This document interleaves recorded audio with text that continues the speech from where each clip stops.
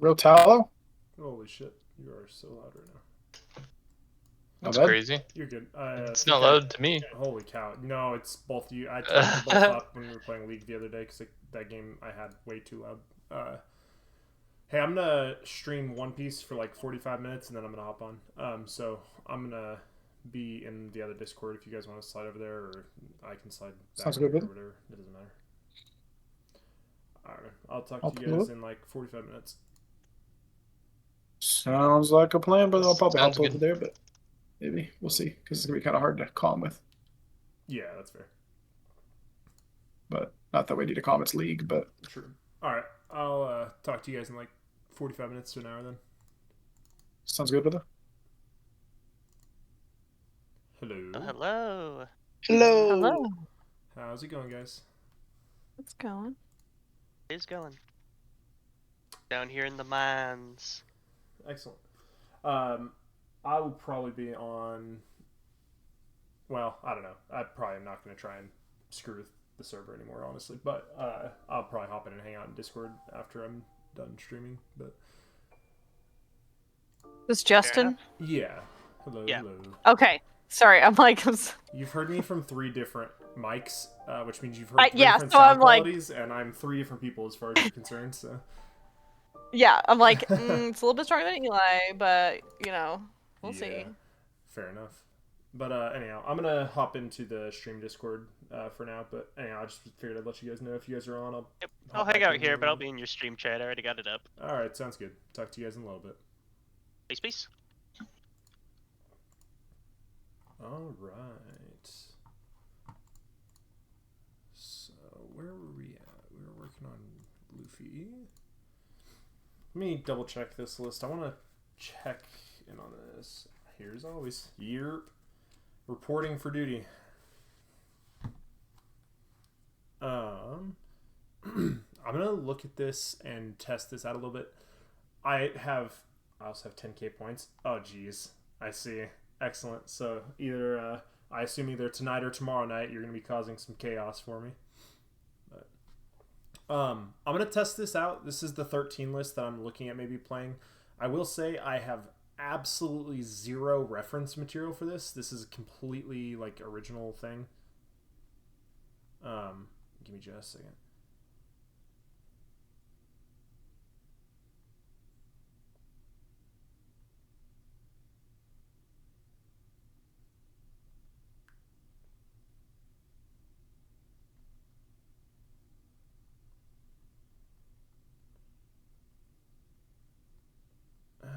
Okay. So this is. I'll spare you tonight. I appreciate that. My plan right now,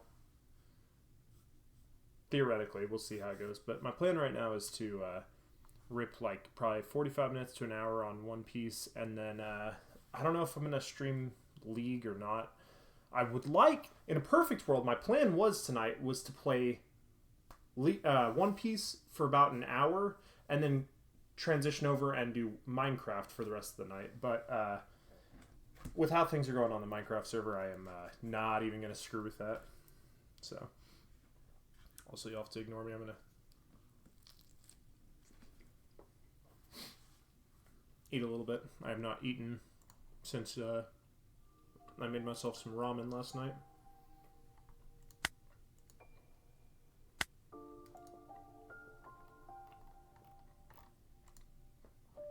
Oh, come on. They haven't updated the sim. Whatever. Okay.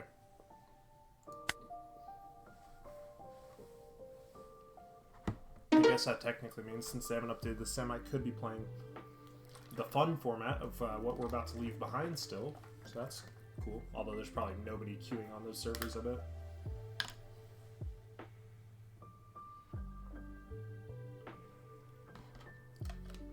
I would venture to say that there's probably very little people that feel the same way that I do about OP13 and want nothing to do with it.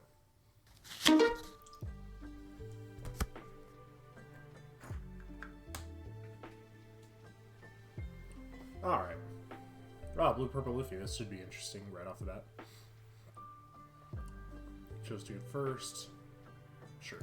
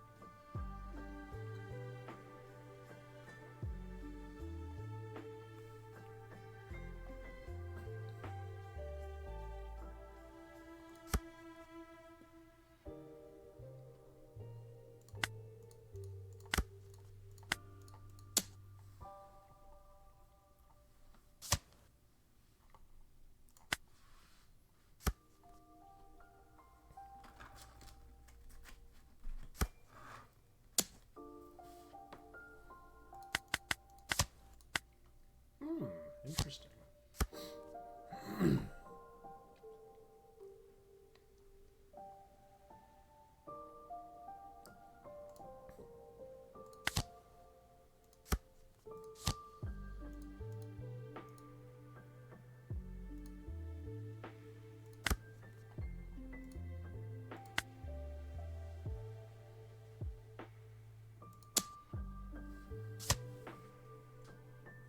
Okay. It's kind of an interesting. This is actually pretty solid so far, at least. We'll see if I can continue to keep at this pace. But right now, at least, this feels like it's going alright.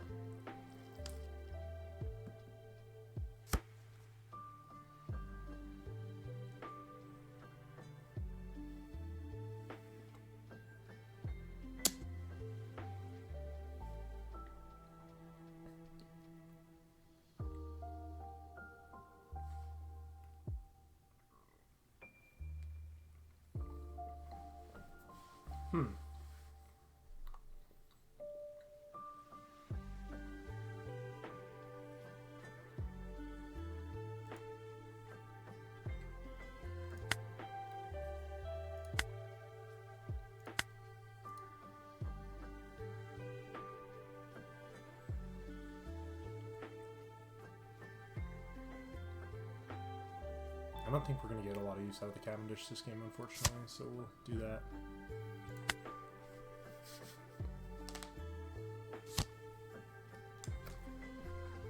Oh god, they already have the promo. Oh no.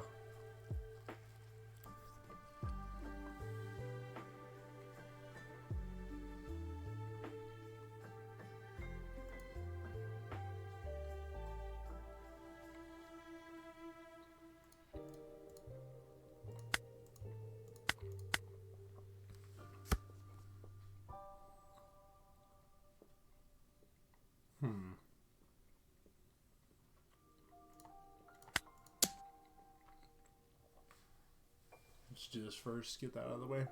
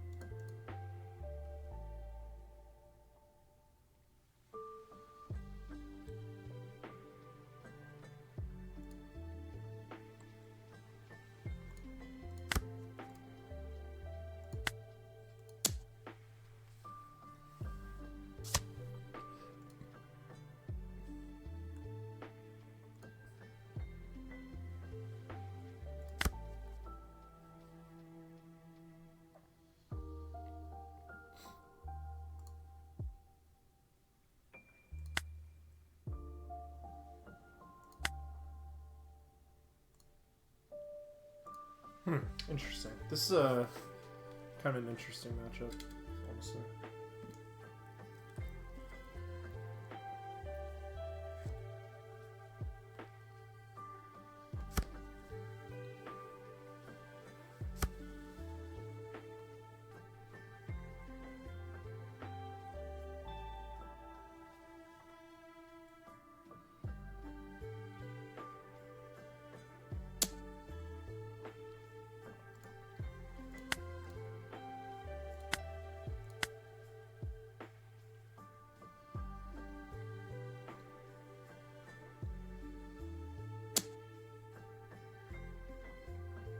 Am I missing something? What is this guy doing?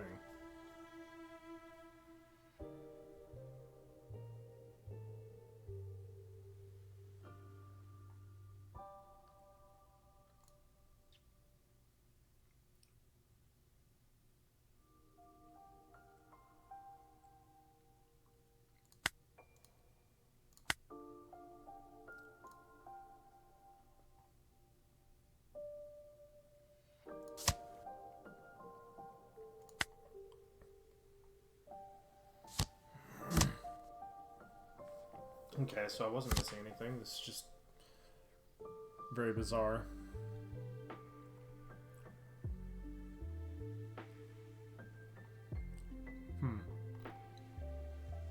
Interesting.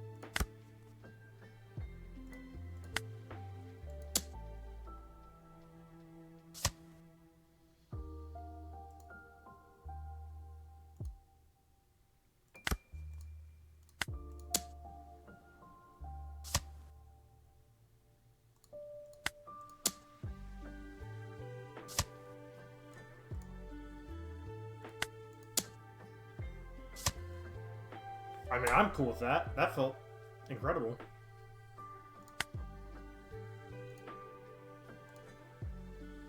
And I'm at 3 life with a blocker and cards in hand. This feels pretty decent to me. I don't feel like I'm in a horrible spot here.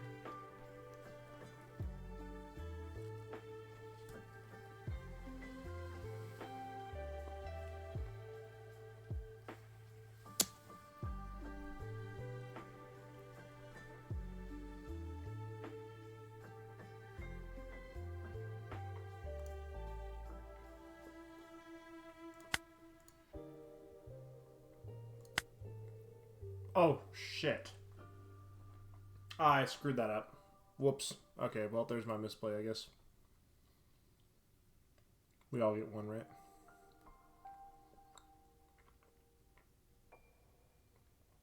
Yeah, that's not good.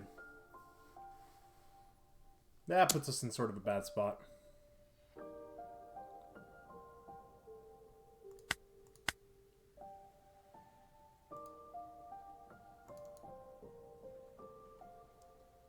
Ooh, and I have to take this. Ooh, I might just lose off of that. That sucks. Oh, the bricks. No.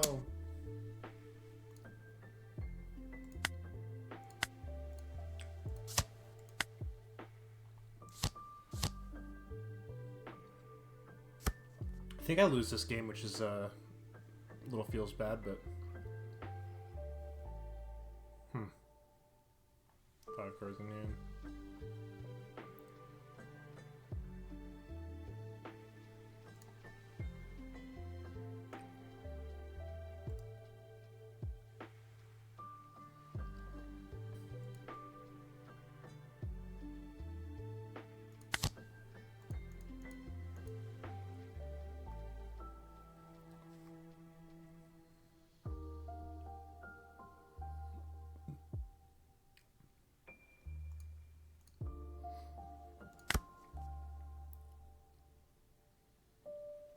Yeah, this is not ideal.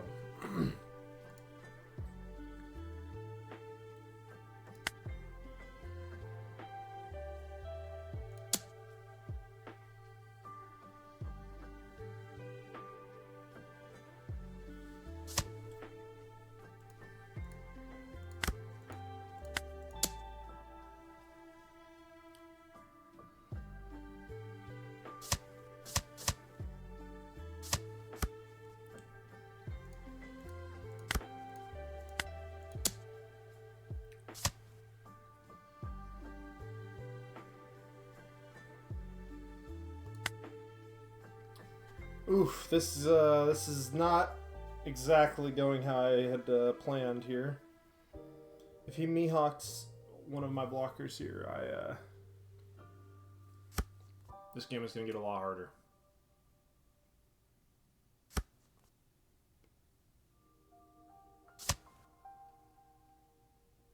That's just as bad. Yep.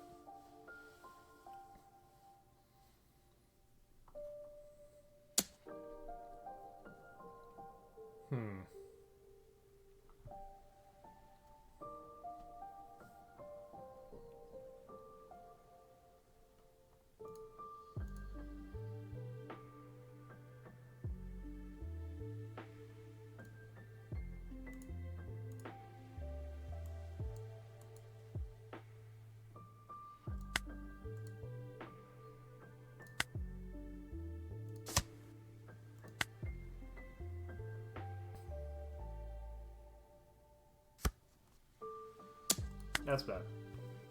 Just started playing with the Black Purple Luffy. Oh, nice. Black Purple Luffy is very cool. No,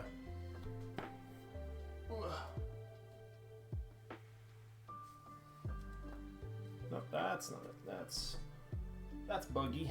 But the starter deck for Black Purple Luffy. Yep. There it is. I love Black Purple Luffy. I play him as well. He's super solid. Really, really fun deck to play. I certainly enjoy him, at least.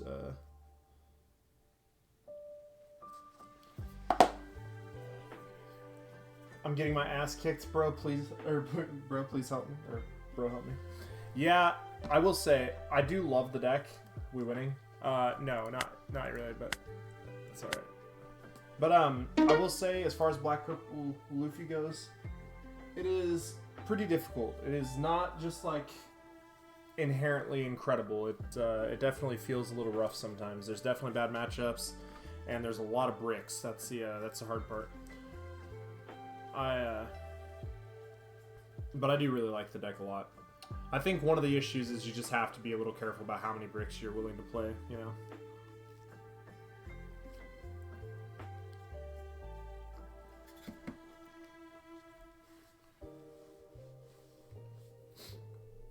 Sorry, you guys will have to excuse me eating like a pig.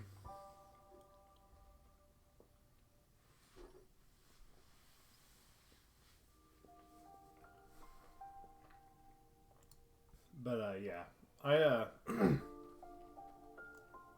I think Black Purple Luffy is one of the most fun ways you can play, or one of the most fun Luffy decks you can play.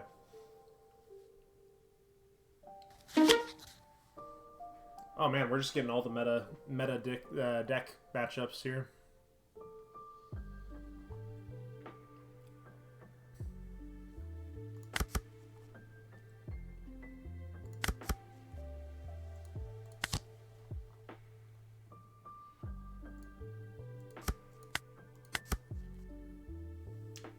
Meta what? I literally, as soon as I said that, I was like, that could get clipped out of context easily.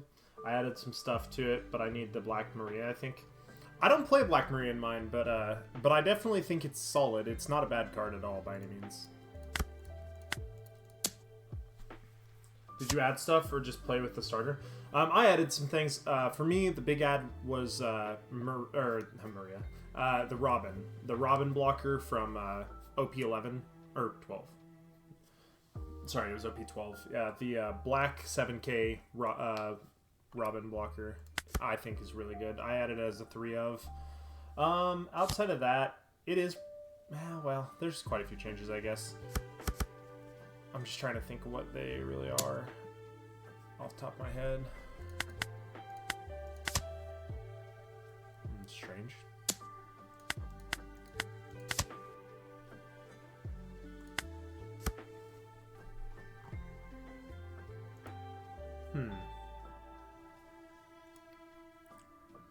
It's all tempting.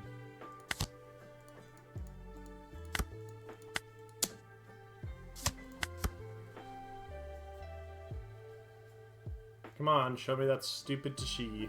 Let's do this.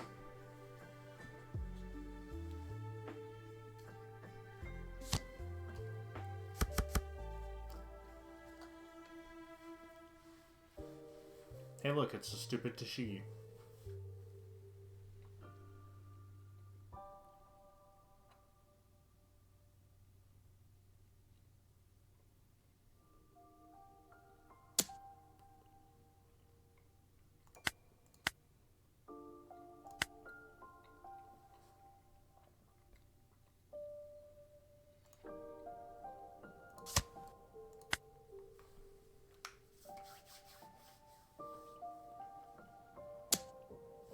Need a deck with rush, block, and counter.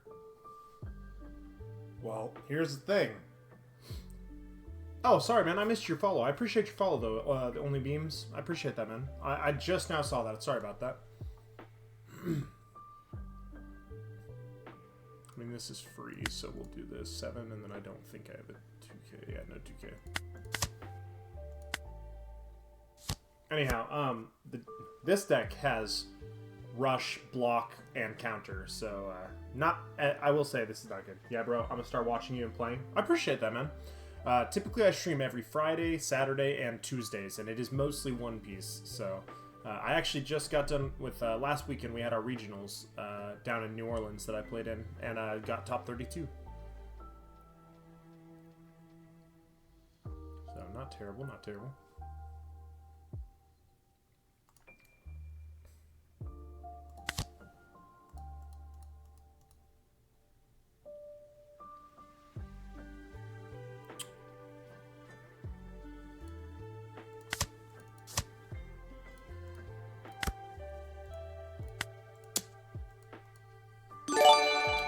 Some pun guy gifted sub, tier 1 sub to the Only Beams. Let's go.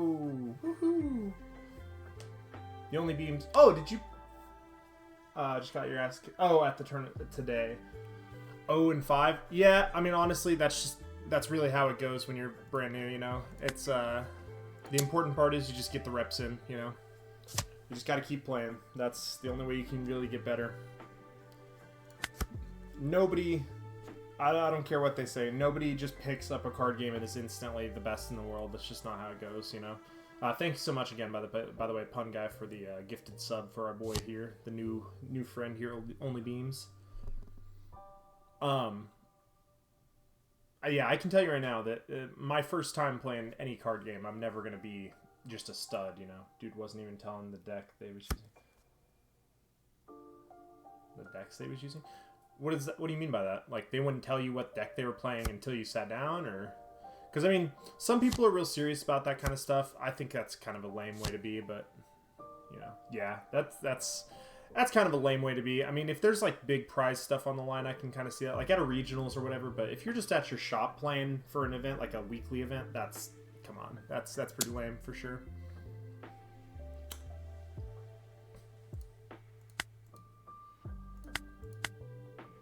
They had sick mats. I ordered one. That's dope. I don't know where my playmats are right now. Normally I keep my playmats next to my desk because I switch out playmats depending on which game I'm playing. So like for tomorrow, I play Gundam on Saturdays, so I have my my Gundam playmat, and then I have my One Piece playmat and my Riftbound playmat. But I don't know where my One Piece playmat's at. It must be in my bedroom. But new follower, Ultraviolets. Hello, yo, what's up? Thank you so much for the follow. I appreciate it. The manga painting one? Which manga? Because I love the mangas. Let's see here. What's the right play? I think we go 7.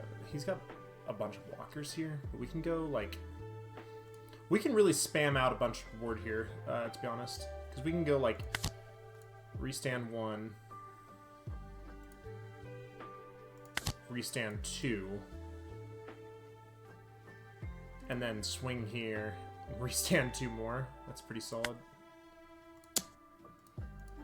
That feels pretty solid. God, that Luffy's secret looks so nice. Yes, it does. Actually, our local, I just saw a manga pulled. New sets, bling dropping fast. I saw that. The new gate, dude. The new gate was $123 when I pulled my alt art, and it's like $45 now. That's awesome to see. I love that. But yeah, the Luffy manga got pulled at our shop, our local shop this week on Wednesday, which is pretty exciting to watch. It's always cool to see something like that live. I'm very tempted to drop this and swing, but that really leaves me with no defense here. I think we'll go here, and we'll swing 8. Pretty much force him to block, because he doesn't want to lose both his last lives, I assume. Shows the end painting at Albath. Ooh, that's cool. My homeboy Cole pulled a gold Shanks SP. That's crazy, dude. That's crazy. Somebody at the local shop tonight, actually. There was a guy at the local shop tonight that he pulled the silver one. The silver Shanks card tonight. It's so sweet. It looks very, very good in person, too. I don't think we're in a very good spot right now, to be completely honest. This doesn't seem like we're in a great spot. He's got 7 cards in hand. If he just has a couple restand events, we might be dead. Makes me feel stupid for buying Luffy and secret Luffy for it, but say lovey. Yep, that's how it goes, man. You know I've spent tons of money I regretted in this game, you know. It's just always going to be that way. My home makes me feel stupid buying all leaders like the prophecy. Yeah, that's sweet. That playmat sounds awesome, dude. That's very cool. Son of a bitch. Yeah, I was thinking about you. It came from our Monet case. That's the worst part. I almost wish... I probably shouldn't have even told you about that, to be honest. I knew you were going to be very bummed out about it. 5k swing here. I might just block for the sake of... He's going to rest my shit down probably anyways. It's a free block. Yeah, screw it. If he wants to try and swing out, I'll let him kill my shit. I don't really mind. I don't regret $1 I've spent, even though I've massively overpaid for my green Yuta deck because I bought it when she came out-ish. Yep, that's fair. That's, like I said, that's just the life of the card game, you know? Like Riftbound right now, I've spent more money than I would ever be comfortable talking about on my Riftbound stuff, and it's part of the gig, you know? It's just how it goes. Okay, this is unfortunate. I can't protect that. I guess that's... Alright, that's dead. Oh, I didn't regret it, because I wanted it. Nah, it's whatever, buddy. I got all the bling I care about, or care to get for Shanks. That's fair.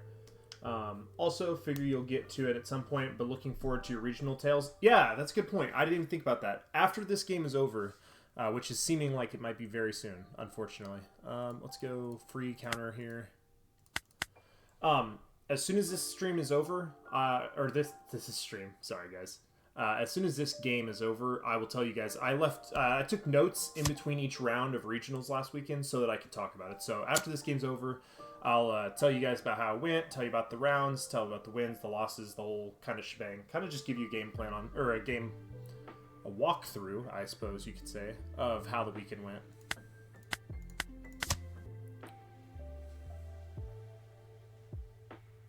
Oh, that's hot. 5,000. That's so hot. Get rid of that Trafalgar Law blocker. Good on you for that. I take notes between every round I play, even at locals, let alone real tournaments. Yeah, I used to be like that for Magic. Whenever I used to take Magic real seriously, I used to keep a notepad around, and I tracked my games, especially on one specific deck. I used to like to track my percentages and stuff. Yeah, I'd track all my wins, losses, what I lost to on what turn, all kinds of notes like that, and I did that for every game. It didn't matter if it was a tournament or not, you know? Oh, man. I track my Enel and Uta games. My other decks are more for fun. That's fair. Yeah, that's understandable. Okay, so this is just free value as far as trying to push, because I assume we're trying to win right here, probably. I don't think we can really bunker up and survive. Maybe we could, honestly. There's probably a world where we could.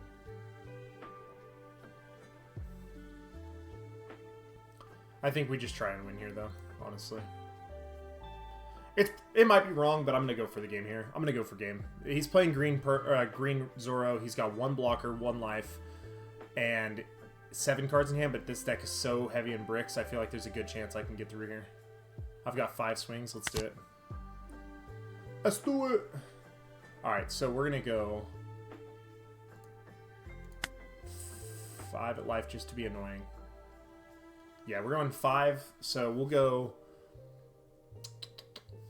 We can go 5, 7, 7, 7, 8, I guess, is what we can do. Let's go 5. And then let's go 7. Ooh, we die. Oh no. Oh no. Oh no, the gamble was not worth it. And we're already down to 4 dawns. Now I can't play this. Ugh. Oh no. Uh-oh.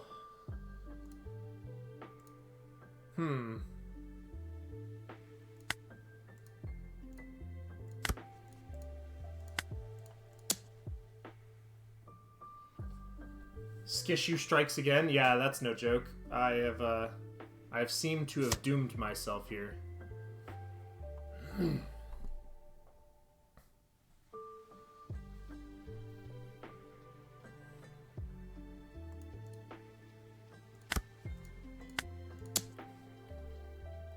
Oh!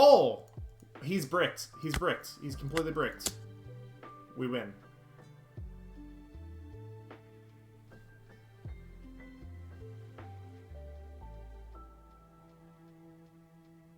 Come on, buddy. Show me all those bricks. Green Zoro. Bricked. Alright, anyways. So, let me catch up on chat here. Ah! Oh, now that's a skishu, pal. GG's. Alright, anyways. Oh, yeah, baby. Feels good. Alright, let me mute the music here, and I will get out my notes, and we'll talk about the regionals this last weekend. So, bad time to cut the music. Let me play that music while I chew this last bite of food. That was my last bite, so that was horrible timing.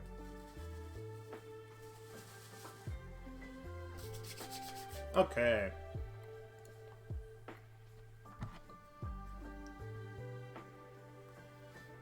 Let me try again. Let me catch up on chat here. So, speaking of for fun decks, I'm building out Green Black Perona. Listen. Green Black Perona. That's my baby. I don't know if I still have a list laying around somewhere. I'm sure I do. Perona, PRBO2. This is the last I updated. Oh, this is not how I was playing it, for the record. This is how I was testing to see if this new Gecko Moria made it worth it to try and run a Thriller Bark package. This has nothing to do with what I'm doing. Oh, no. Oh, no.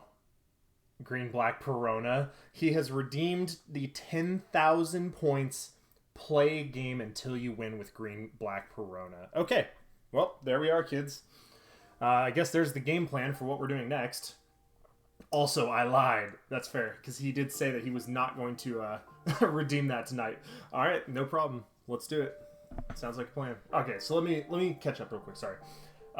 GB Perona, and with EBO3 coming up, it could hit as my third main deck. I love that deck. Skishu Strike Again. How long you think Green Zoro will stay meta relevant, or at least playable? Playable forever. They will never print something that'll make that deck truly unplayable. The Lufa, thank you so much for the follow. I appreciate it. The Lufa. Is that like a shower? That's like the shower scrubby. Thank you so much for the follow. They will never truly kill Green Zoro. Green Zoro is incredible. It's just too good to not be at least playable. Anyhow, so I guess we're building a Perona deck now. Let's catch up. Bo is pretty bad matchup for it, but otherwise it's looking to be good for quite a while. Yeah, I for sure agree. Green Black Perona. Also, I lied. I run that new Gecko with a Thriller Bark list. I'm curious what other people's lists look like, because mine is a little weird, I think. Okay, so I'll show you exactly how I build Perona. How I build Perona is very different than how the Perona list you'll see is. So, just as a little background here, just to give you a little side tidbit notes here on my deck building style, I build control decks. I play control almost exclusively, and so for me, whenever I built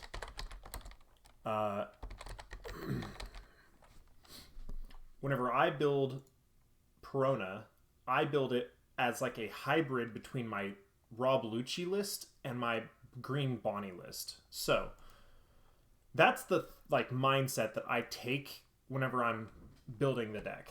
Okay, so he builds jank. Actually, don't believe him. That's true. Well, as you can tell, I play Enel, Uta, and now Perona. You can assume I play control. That's fair. I'm a control. I almost said a control freak. That doesn't come off exactly how I want it to, but you know what? If the shoe fits, I'm a bit of a control freak. All right, so let's see here. Perona. Here we are, my queen. All right, so let's just knock out the key pieces we know we are never leaving home without. Radio Knife. 2. Carrot. 4 of. Kuzan. Oh, I put blue, not black. Whoops, black. Kuzan. 1, 2, 3, 4. Maybe 3. We'll see. Uh-oh. Everything froze. There we go. Laboon. Ooh, boy. At least for now. We'll try that as a 3. Let's see here. Where are we at? Finger pistol. Yep, there we are. 2 of. Jack. 2 of. Brook. 4 of. Bartolomeo. 3 of.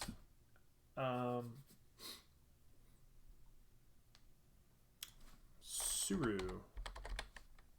4 of. Toshigi. 3 of? Probably for now, 3 of. So my favorite aggro deck is Shanks because he's control. That's, dude, honestly, that's kind of how I am. If I'm going to build a control or an aggro deck, it's got to be like very, very specific. I don't typically play a lot of aggro, and when I do, it's something very specific. So if I'm playing aggro, you can pretty well bet that it's because there's something, you know, something, either I like the character like from the show, and if it's not that, then it's got to be like some version of control aggro. Like I actually was just picked up a couple weeks ago. I picked up the Yamato deck because I want to try and build a control variant of Yamato. What mat you got? Play mat? I can show you a picture of it. I don't know. I think it's in the bedroom, but I can show you a picture of it.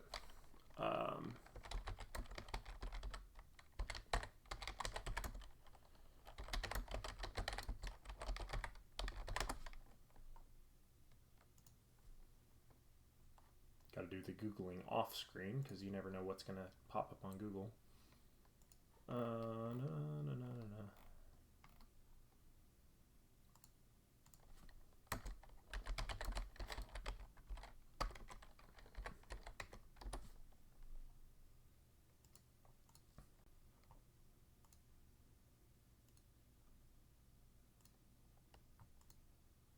No, don't go away. That's what I want. Oopsie daisy. That didn't really help. Alright, so let me drag this over here.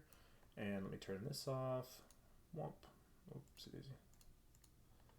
This is the playmat that I use. It's the Four Emperors 2nd anniversary playmat.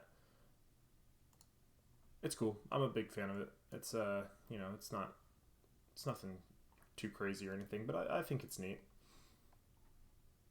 Alright, so back to what we're doing here. Let me lock you guys back into display. Alright. Perona and Uda I picked up because I like their characters, and L is because I like how he plays. I think he's a cool villain, but if he didn't play the way he does, I wouldn't play him. That's fair. PB Luffy is one I picked up because I like how it plays. I play it very aggro variant of it.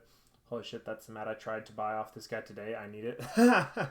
My wife actually got it for me for my birthday this year. That was her birthday present to me this year, which was awesome. I really appreciate that. Let's go to 3 here. And then what's that Minx? There's a Minx pirate that's a blocker. This is 4 cost. Pedro. We're gonna try the Pedro. I have never tried this before, but I was thinking about it the other day, and the more I thought about it, the more I wanted to test it. Let me read that gecko and see if there's actually any way that I actually do want to play it. That's banned, this one. If your leader's Thriller Barks type, play up to 1 character with the cost of 4 or less from your trash rested, then give up to 1 rested Dawn card to your leader. I mean, this just seems decent. If nothing else, this is pretty solid. I'll try it as 2 of. It's not restricted, so it's not like it can only reanimate Thriller Bark stuff. I honestly, in Perona, I run only 1 Hody. I really hate running that card no matter how good it is. That's understandable. The card feels terrible if you're not, like, pushing for win. It doesn't feel good in hand. It doesn't feel good, you know. It just doesn't feel good most of the time. This one right here, 1 of... Man, it's been a long time since I built a Perona deck list, it feels like. I'm trying to think. I know I'm missing some obvious stuff. I'm just trying to think of what it would be. Let me see if just anything just super catches my eye right off the bat here. Oh. I feel like I might have been running the...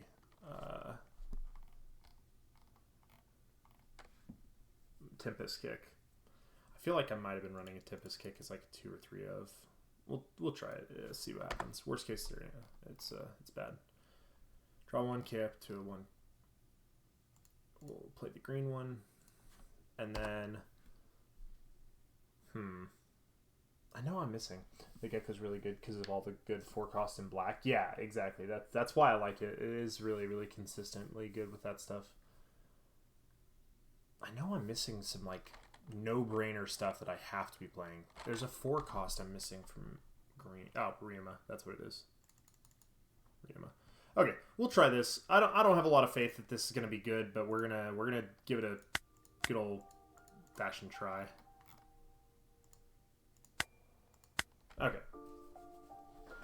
You're not on Piranhas in this era of the blockers, pal. Rebecca's. Rebecca's?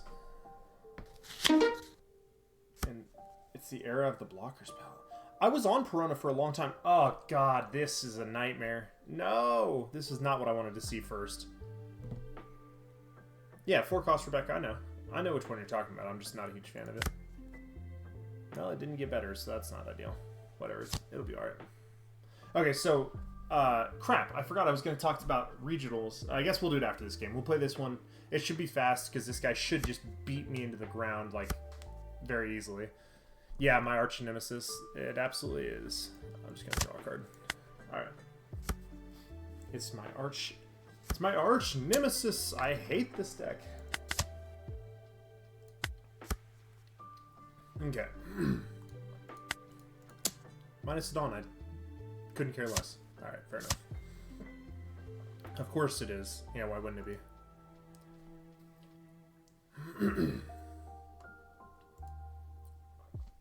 Alright, let's see here.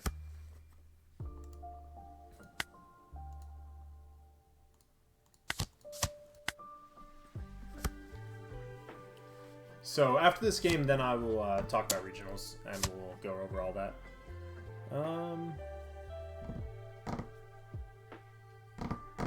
I really do want to stay healthy here. I think I will go ahead and 2k out of this. It doesn't feel great getting rid of the Suru right here, but it's just where we need to be, I think. Because we're going to pop this with a finger pistol here to make sure... Ugh, Hody Jones. I do not want that in hand right this second, but here we are, I guess.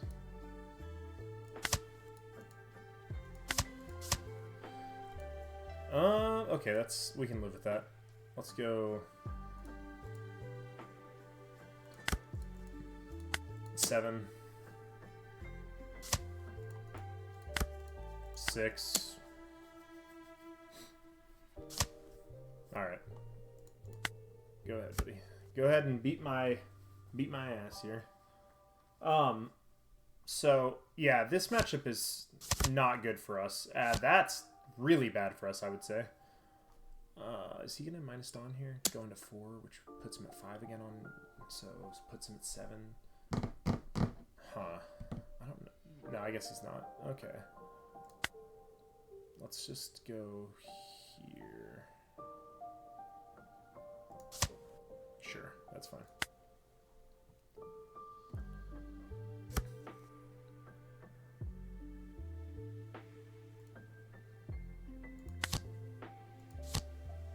Feels kind of nice. That's not bad at all. That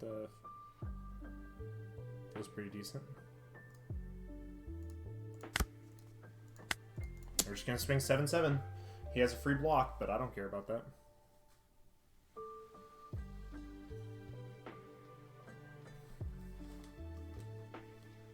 Oh, man.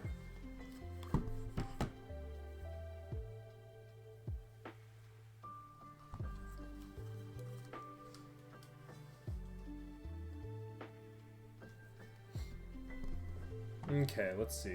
What are we cooking here? What do you got for me? Oh, he blocked. I took off my headset for 2 seconds and I forgot what was going on here. Well, our hand is terrible, so we possibly die very soon here. I will just tell you guys straight up. Like, the end is very likely nigh for us. By the way, if the Final Fantasy set hadn't come out, I'd probably have bought a case of collector boosters for Avatar: The Last Airbender MTG. Ah, brother, I gotta tell you, you don't even understand how close I was to making that decision myself. I so badly wanted to, but I just couldn't. I just couldn't make myself do it. Lost our Ryoma, which feels a little rough. But at least it's not swinging into life, which that's nice.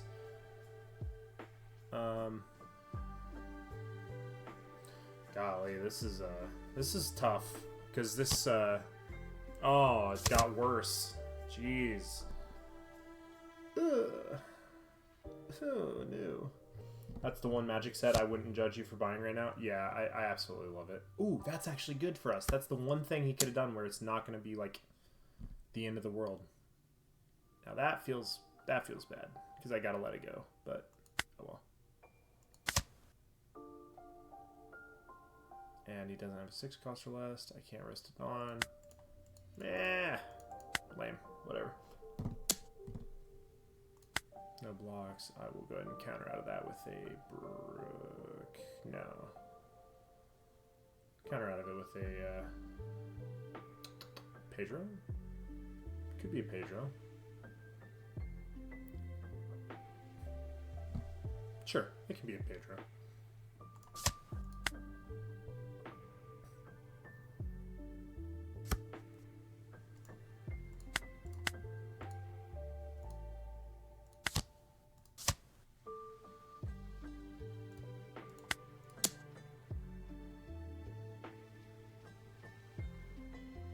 Ugh, this is rough, boys. We're in struggle city here.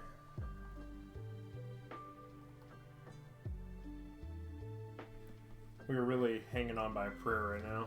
This game could be over anytime he wants it to be honest.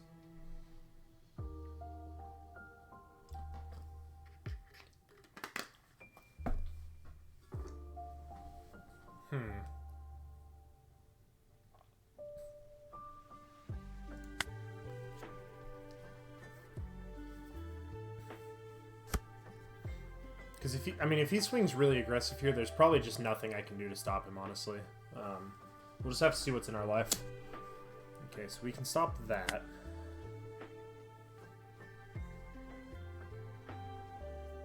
Oop, whoopsie daisy. Brook. Sure.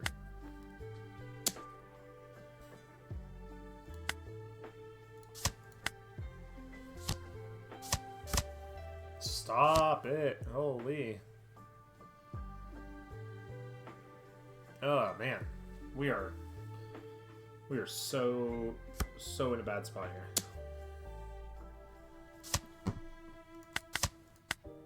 That's not what we need to see.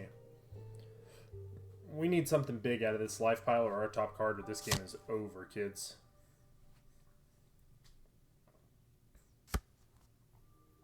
That's not it either.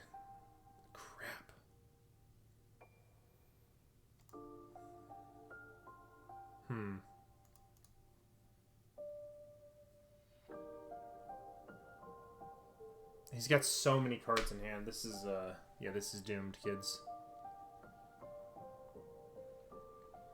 I'm very tempted to just rip the Hody Jones just to see what we get, but I think I'll drop the Kuzan just to draw a card here.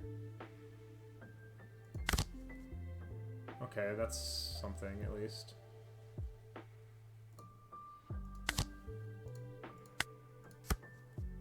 Okay, that's something. We can work with that. We'll pitch the Hody Jones, I guess. Feels bad, but Jesus, this guy saw the nuts. Yeah, dude, this is what happens, man. If I sit across from Purple Katakuri, they will see the best curve, the best hand. They will see it all. Unfortunately, that is how it goes, but let's go.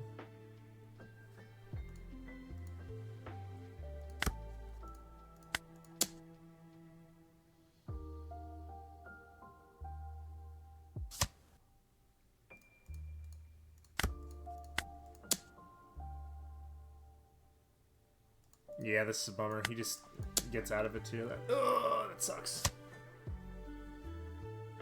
Is this what happened at regionals? No, it was worse. I'll tell you here in a second. There's no way I live this, right? I mean, I have 5k counter and a blocker. 3 life, he has 5 swings. That's That's worse, actually.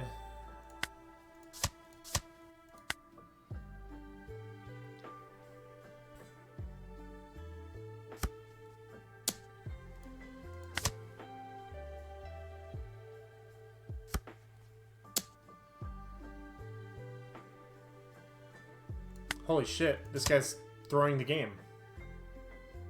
Hello? The most frustrating part about this is he didn't use any cards from hand, so he still probably beats me here, but yeah, that's tragic.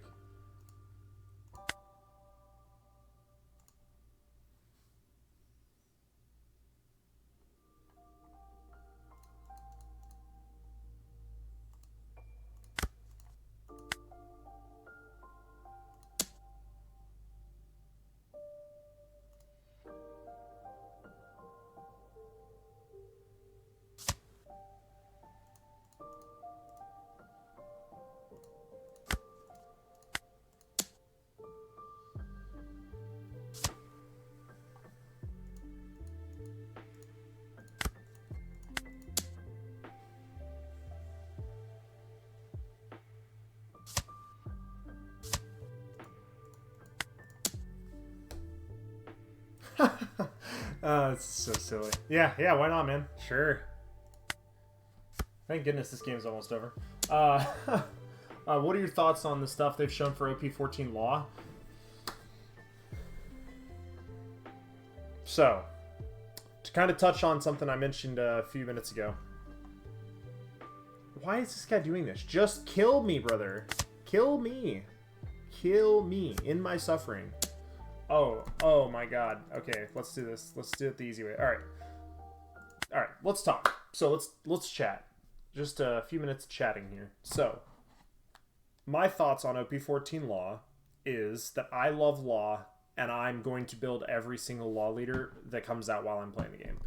You know, I'm not going to go back and build ones that I have no interest in from a million years ago, but if it's printed now, you know, from this point forward, you know, from green, yellow Law and on, I will build every Law deck that they ever print. You know, I may not love that this one is mono red aggro, but first of all, I love Law. Second of all, they love Law, the company. Third of all, this card looks crazy. And fourth of all, every single piece of support we've seen for it so far is crazy. So, as far as I'm concerned, it's weird aggro. Also that's one of my exceptions. I don't like to play aggro, but if it's going to be aggro, it needs to be something unique at least. And this is very unique, so I think that's cool. I think it's really well designed as far as the actual aesthetic of it for his character. I think it's cool. It's fine, you know. If it's going to be aggro, I'm at least glad that they did a good job. They did him justice, at least with it being a cool style for Law, you know. Okay, so let's talk. We were gonna do after that game, which we still have to, by the way, play games of Perona literally until I win a game because he submitted his 10K points. So we may be here for the rest of the night. I hope you guys don't have anything planned in the morning because we may just live here now, you and I. But first, I'm gonna go through my notes and we're gonna talk about regionals. Okay, so here we go. Get real. You saw Shambles and immediately started thinking Control.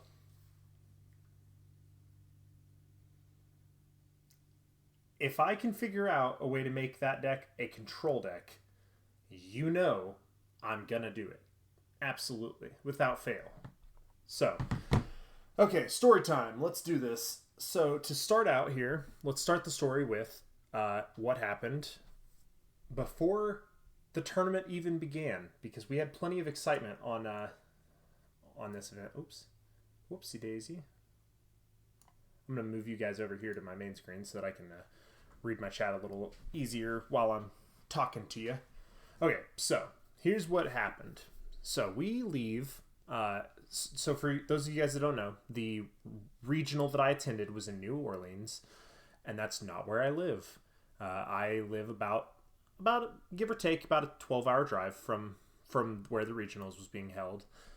So me, my wife, and my mother, because they wanted to tag along for this one, which, you know, I don't mind. It's more fun whenever I have people down to drive down there with it. At the very minimum, it makes the trip a little bit more enjoyable. Not to mention, if, you know, the event is run poorly like Bandai Fest was, and everything is kind of in shambles, Trafalgar Law joke, then at least it makes it a little more enjoyable whenever I don't have like people from my actual play group that come down with me, to have somebody down there with me that I can hang out with after the event. So on the way down there, we head out at about 4:30 in the morning on Friday morning to head that way, and we realize about 4.5 hours in that I'm actually missing 4 cards from my deck. The deck that I have planned to play for regionals, the deck that I have in my backpack and didn't think I had even pulled out of my backpack since the last time I play tested it. Come to find out, I actually found the pile of cards sitting on my desk, so I must have at some point between Wednesday and Friday taken the cards out for some reason. I think my best argument is that I thought that they were extras that I was keeping in there for trade fodder, and that was not the case. They were cards from my deck. But anyhow, so I was 4 cards short. 2 of PRBO2 blocker Zoro, and 2 of PRBO2 blocker Bonnie. So also, I guess to preface that, I was playing green Bonnie for the regionals. So, long story short, panic mode is instantly set in because I'm starting to think, oh my gosh, I only brought one other deck with me for fun in case I wanted to play some like side events because I get blown out like 0-4 to start the day or some crap. I brought Buggy. That's the only other deck I have with me. I have a Gundam deck with me. That's not helpful. So I'm thinking to myself instantly, oh no, if I can't find these cards, I have to play Buggy for this regional. And that is not something that I had planned to do. That is not something I think would have gone well. That's not something that I anticipated doing. Anyhow, so long story short, this is the panic mode set in. So I begin to panic. We start to call. My mother and I kind of tag teaming it while my wife is driving the car. My mother and I start calling every single store from about the far end of Arkansas, because that's where we were about 4 hours through the trip. We had almost made it, or we had made it into and almost through Arkansas. And we are calling every single game shop within 30 minutes on either side of us, trying to find a shop that had singles for PRBO2. There are none. Spoiler alert. Between I don't know where we were, somewhere in Arkansas or Mississippi and New Orleans, there's not a lot of game shops at all. And the game shops that there are like mom and pop closets shops. They're not big shops. These shops are like, some of them had never even heard of the One Piece card game. And it's like, brother, I understand if you don't carry it or don't play it or don't have interest in playing or carrying it, but what do you mean you're a trading card shop that hasn't heard of one of the most popular trading card games in the world, you know? Anyhow, so we are calling every single shop all the way down. We were calling every shop for about 7 hours. We finally start getting close. We're about 2 hours out of New Orleans, and we call all the shops in New Orleans, and there's a couple of them that keep pointing us back and forth between each other. It was like, this shop says, oh, this shop has a great selection of singles. You should call them. We call them. They say, oh, hey, we don't have that, but I actually think that this shop might. You should check with them. Well, we already talked to them. What do you have any other suggestions? Oh, yeah, well, you should try this shop right here. This one. Okay, all right, cool. We call this shop. Oh, man, have you checked with this shop or this shop? They might have it. They have big selections. Anyways, long story short, it was a huge thing where we're just like, every shop in all of New Orleans is essentially saying, sorry, not us. You know, maybe someone else can help you. Sorry, pal.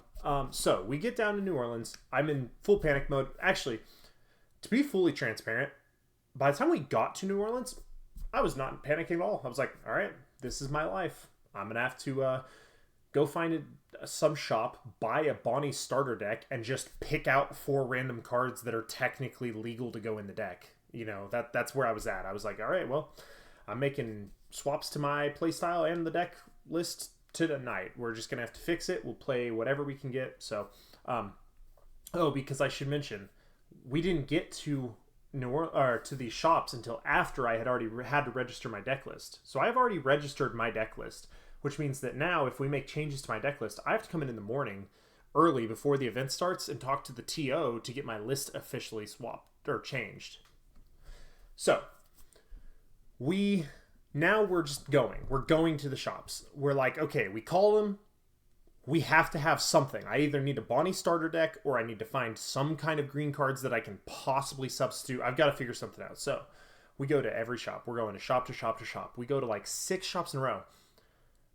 Those shops, dude, I don't know how New Orleans has a card game community. Genuinely. Like, we found 2 shops. And I want to remember what their names were because they were both really cool, actually. One of them, I want to say, one of them was called Pandemonium Cards or Pandemonium TCG, something like that. Super cool shop. Everyone was super nice. If you guys are ever in New Orleans, I do suggest genuinely stopping by there. The employees were cool. The people that were hanging out in there were cool. However, they had nothing. They've got nothing. They've got One Piece product, but not a lot of sealed. No starter decks. No PRBO2. No singles. So, we say, okay. This is, by the way, this is probably the 6th or 7th shop we've tried. So we are like genuinely, we're like, oh, we're screwed. Because every other shop in this whole city, the entirety of New Orleans, their shops are like literally strip mall shops that are like 2 tables, 5 chairs, and some guy behind a desk with nothing but like some scalped Pokemon price packs. So we're like really, really just almost giving up at this point. We finally go. The very last shop we try. Pandemonium was the one before that. That was awesome. It was a good shop. No complaints about them. They just didn't have the card. The Card Emporium, I think. That sounds right. I want to say it was called the Card Emporium. I'm going to look that up because if it is them, you guys should know about them because if you guys are ever around, this was the greatest card game experience I've ever had at a shop. Card Game Emporium. New Orleans.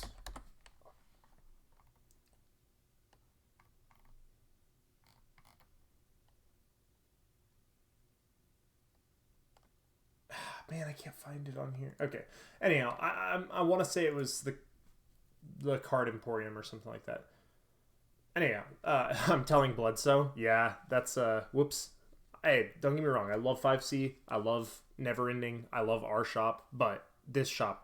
Let me tell you what happened. So, we've lost all faith. It's like 10 o'clock at night. It's late as shit. We've been driving around looking for these cards for the last 2.5 hours. My mom is like panicking. I'm panicking. My wife is tired. She wants to go to the hotel so we can sleep because she's been driving the majority of the day while we've been panicking, trying to figure this out and calling every shop in this country. So, everybody's done. This is the final shop, the only one we haven't checked yet anyways. So we're like, okay, after this one, we have to just go to the hotel, and it is what it is. I'll have to literally play buggy tomorrow or something. We'll just have to figure something out. It is what it is. So we go in the shop. There's like 4 people in here. It's not a very big shop. It's upstairs, which is a little weird. We're like, oh, this is not it. They are so cool. Everybody in there was like, hey man, how's it going? Like, yeah, what's up, man? How are you doing? Like, what are you up here for? And I'm telling them that I'm doing regionals, and I came in, I'm looking for actually funny this happened. For those of you guys that don't know, I'm not very excited about OP13. I'm just not. As a set, I just am not really interested in it. I don't like the meta. I'm not a huge fan of it. So I'm just not hooked. I didn't buy product for this. And for those of you that know me, I typically buy at minimum 3 to 4 boxes for every set if I'm interested in it. I bought a case for PRBO2. Like, I love to open product. So if I'm interested in a set, I will buy plenty of it. I didn't buy a single box for OP13 pre-order. Didn't want to touch it. So I walk in, this guy behind behind the table or behind the counter says, hey, hold on just a second, buddy. I'm putting on my Halloween costume. Because, by the way, if you guys didn't do the math on this was last Friday, which was the day of Halloween. Day of Halloween in New Orleans, by the way. A little wild.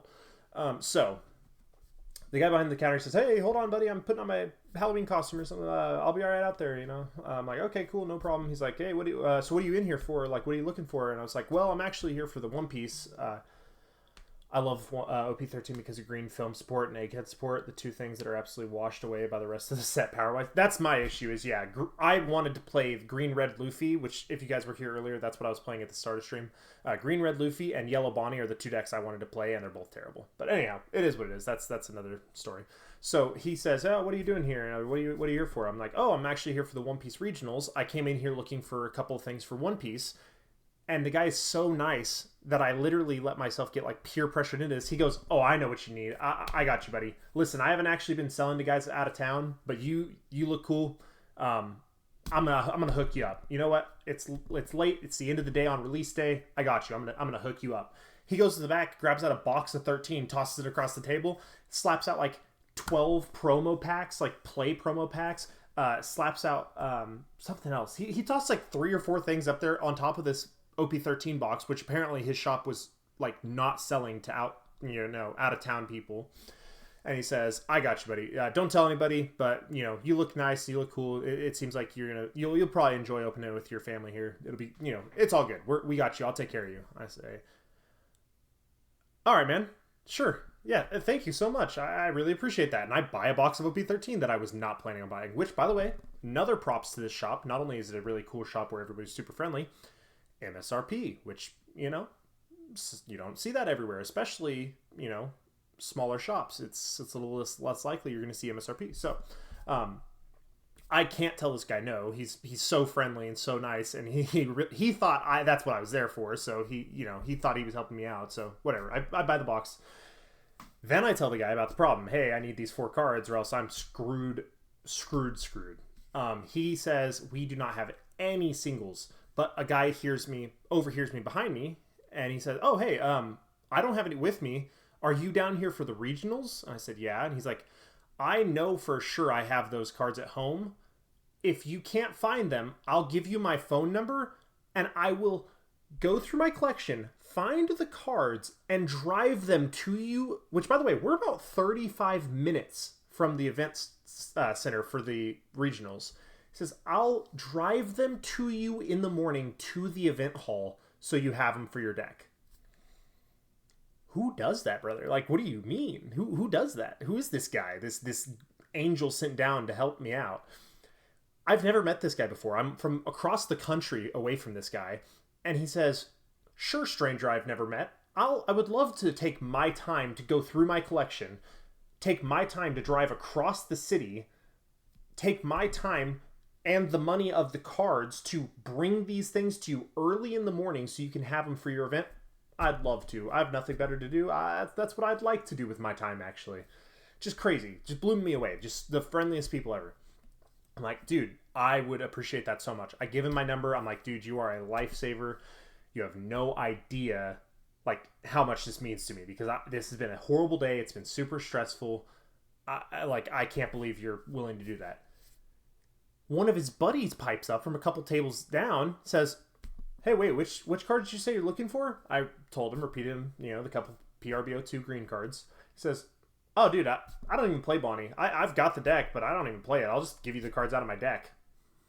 Brother, it's not the deck he's playing with, but it is a deck he has with him, so obviously he plays it sometimes. He literally pulls his deck out of his backpack, pulls his sleeved cards out of his deck, unsleeves them, and hands me the cards. All 4 of the cards I'm missing. Doesn't ask for money, doesn't ask for anything. I'm like, okay, this guy is... all of these people are crazy. They're insane. These are insane people. These people don't really exist. People like this don't exist. Like, just the nicest people ever. Anyways, I go over to the shop owner and I say, hey, man, let me do him a solid because he's doing me a major solid. Let me put like $5-10 on his account, because the cards are like cents. These 4 cards I needed, they're like a total of like $2 maybe. So I'm like, hey, let me toss like $5-10 on his tab. Do you guys do like a tab here? Can I just put some money on his tab? You don't need to tell him or anything. Just let me put some money on his tab because he's so friendly, and like he offered to give me the cards out of his deck, whatever. The shop owner says, nah, don't worry about it, man. Keep your money, keep the cards. I'll give him a couple of free packs the next time he's in here. He's in here like all the time. I'll just give him a few free packs for being a good Samaritan. Brother, what do you mean? what do you mean? We okay, so let's cut this step 1, 2, and 3. We have shop owner, friendliest dude ever, is hooking me up with a box, given product I didn't even want, but hooking me up with a box after he's already said that, like, he's not letting people from outside of town, like, he's not giving access to this product to out of town people. Gives me product, gives me a stack of promo packs, gives me something else. I wish I could remember what the third thing is, but he gave me just a bunch of stuff, maybe like a judge pack or something. Anyways, he gives me all this stuff. And now he's also giving one of his community members multiple packs for free just because he gave me cards. This doesn't benefit the shop. The guy didn't donate cards to the shop. This is the shop owner is giving me, essentially giving me these cards for free and giving his community member packs for being a good person. That's how this is essentially turning out. Anyhow, just crazy. It's mind-blowing to me. Then we have the other guy who offered to go through his collection, find these cards, dig them out, drive across town, and bring me these cards across town to regionals so that I have them to play in the event. Then we have third guy. This guy digs through his own personal deck, gives me the cards for free. It's like, I got you, buddy. No worries. Saves my regionals trip. Anyhow, I just can't get over how awesome these guys were. So anyways, long story short, let's get back to the actual regionals. But this is just kind of the pre-regionals story of how this whole event was just crazy. Dog, I love the TCG community. I know, man. I know. They're so good. Most of them anyways. I think you might just have a little bit of a lack of faith in humanity, but brother, I'm gonna tell you right now, there ain't a single shop in Missouri where you're getting that kind of treatment. I don't know, and not one that I've seen at least. The shops that I've seen, Missouri, Arkansas, Kansas, Illinois even, you're not getting that kind of treatment. It's just, I've never experienced it. The community's amazing. One Piece specifically, I'm not trying to say it's not. One Piece's community is amazing, but this is like over the top, That's love, bro. That's what me and my boys do at our local spot. We have a community bulk box. Common, uncommon is free. Rares are put one in, take one out. We all give each other SRs for free when we're building decks that need them. I gave my buddy almost half of his emu deck for my box because I pulled so much of it. That's how our group is. Our local group is rock solid, which I wasn't there for the OP13 release, so I didn't really get anything out of it this time, but typically I do. Typically our whole group, we just literally, everybody opens their box. We all sit down at a table together, open our box of whatever set it is. We all say, hey, this is the deck I'm interested in, and we just make sure everyone gets their deck built. Before we leave, every single member of our group will have their deck put together. And that's just, dude, it's awesome. I love the card game community for that kind of stuff. Sarge gave me a Lord of the Rings box topper for helping him carry a couple boxes, man. That's true. Yeah, that's true. But also, I mean, that doesn't cost him or the shop anything, because that's literally a free box topper pack, But no, I get what you're saying. Sarge is solid. Neverending is solid. 5C is solid. Peter's solid. Pete is solid. All of our LGSs for our main shops, they're all solid. I'm not trying to say they aren't. It's just this really blew me away. But anyways, okay, so let's get down to business. Let's talk day of regionals. Drove 15 minutes to the store just to give my friend a foil croc Dawn. That's dope. I love that. Okay, so let's talk day of regionals. So Saturday morning, wake up, roll in the not to downplay, because that was a great feel good story. Yeah, for sure. No, brother, I'm telling you right now, nothing could make me feel like that story was any less amazing. It was incredible. Okay, so we are Saturday morning. We show up to the event.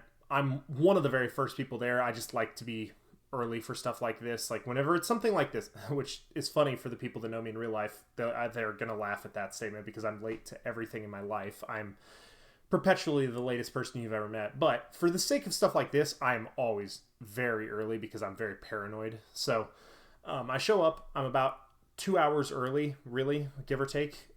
So I show up. I get all my stuff registered, get all my crap checked in through the line. I'm probably in the first 30, 40 people there, which this event was set for 512, I think. 512, 528, something like that. That sounds right. Anyhow, so I sit in there. I talk to a couple of people that are just sitting around me while we're opening our promo packs. We're kind of all joking about like what we pulled in our packs, our participation packs and whatnot. I pulled an Alt-Art Kuma, which I was super stoked about, and I was kind of talking about. And these two guys asked me to come over to their table and ask if I don't mind, or if I'd mind to sit down and play some practice games. I'm like, oh, no problem, man. I asked him like, hey, are you guys local? And they said, yeah, we actually don't play much.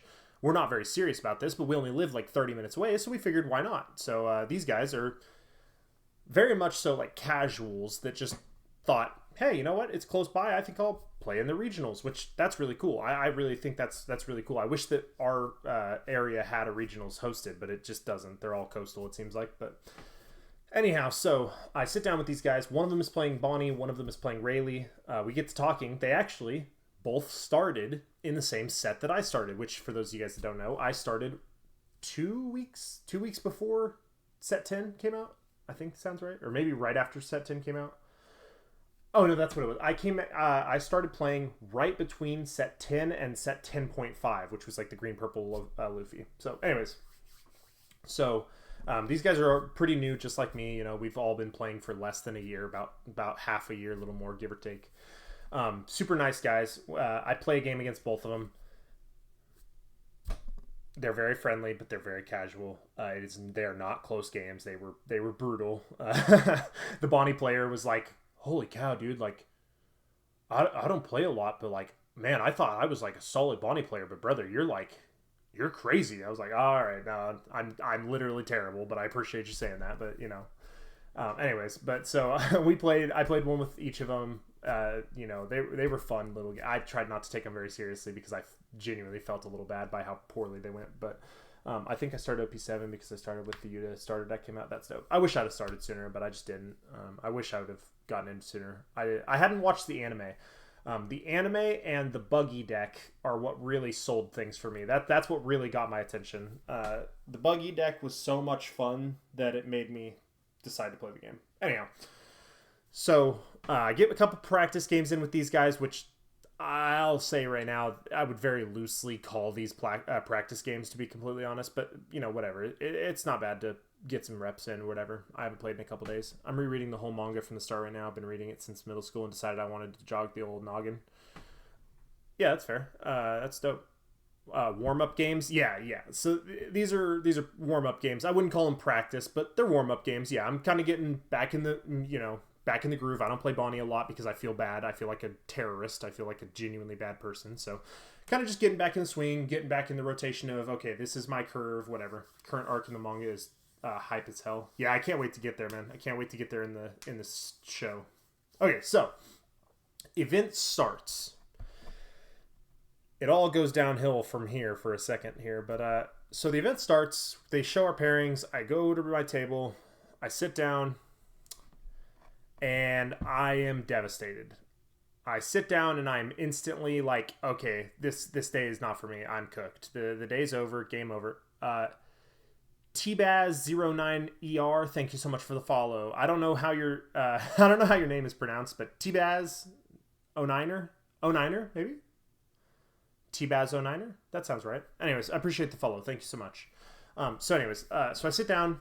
I'm devastated instantly. I know my day is over because round 1 is perfect. Tbaz09er. All right, cool. That's honestly a cool name. So, I sit down and it's purple category. An anonymous gifter gave Ultraviolet a tier 1 sub. Thank you so much. I appreciate that. I don't know who that is, but thank you so much. Ultraviolets, whoa, what's up? Congratulations, Ultraviolets. That's dope. Thank you so much, Anonymous, for the 1 gifted sub. I appreciate it. So we sit down. It's purple Katakuri, which if you guys are familiar, which I'm sure some of you guys are, purple Katakuri, as you just watched actually in our last game we played on stream, it's an aggro deck. It goes big very fast, and it is a horrible matchup for Bonnie, like almost unwinnable. So I actually have my notes here. So my notes, and these aren't very detailed, I will say. Ultraviolets gifted us. Hey, there you go, returning the favor. Thank you so much for keeping the little train going here. Golden Kappa emote for 24 hours. Oh, that's cool. Ultraviolets has gifted a sub to iDecay. Thanks so much. I really do appreciate you guys. You guys are awesome. I love my little group here. Everybody always takes care of each other. Oreo J has followed. Thank you so much for the follow. I appreciate that, brother. We got a golden Capitran. That's pretty cool. Anyhow, so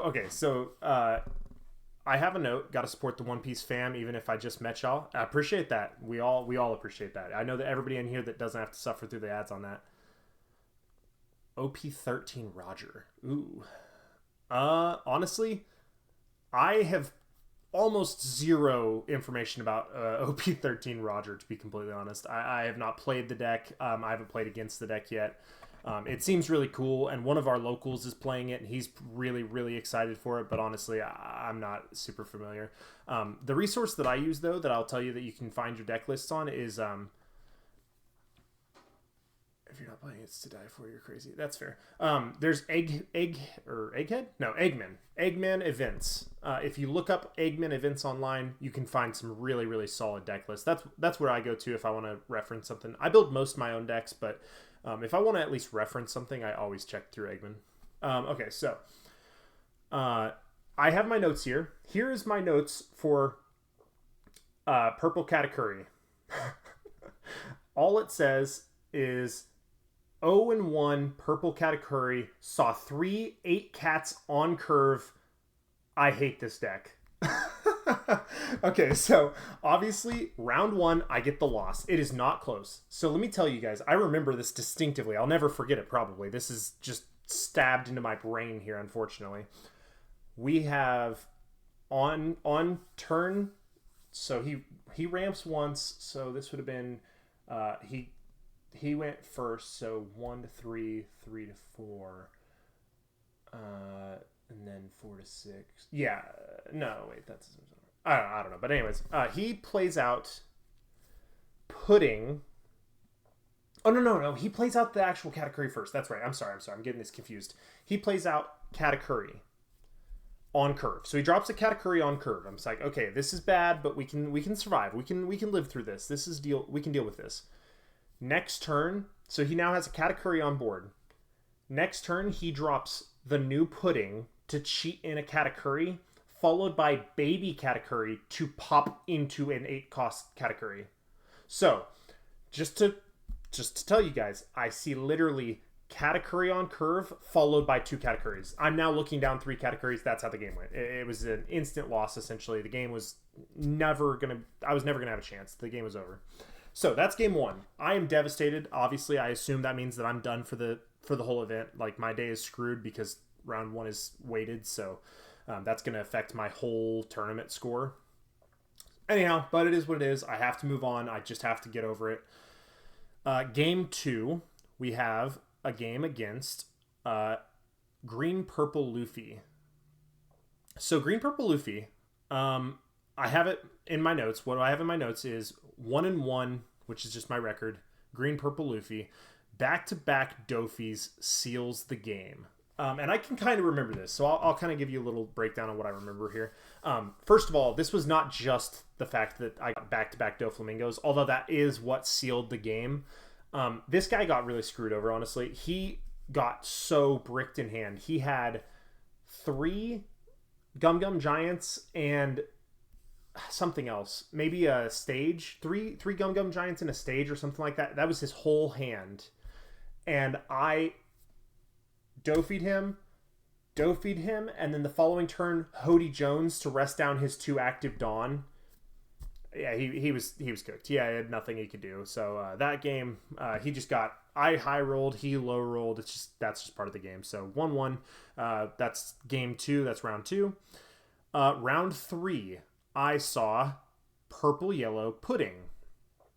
And in my notes, my note says I saw perfect curve. He saw no end or top end or late game.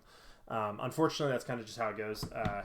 I saw a really, really solid. I remember vaguely. This one I don't remember super well. I wasn't super focused on the game, to be completely honest, because I was so in shock.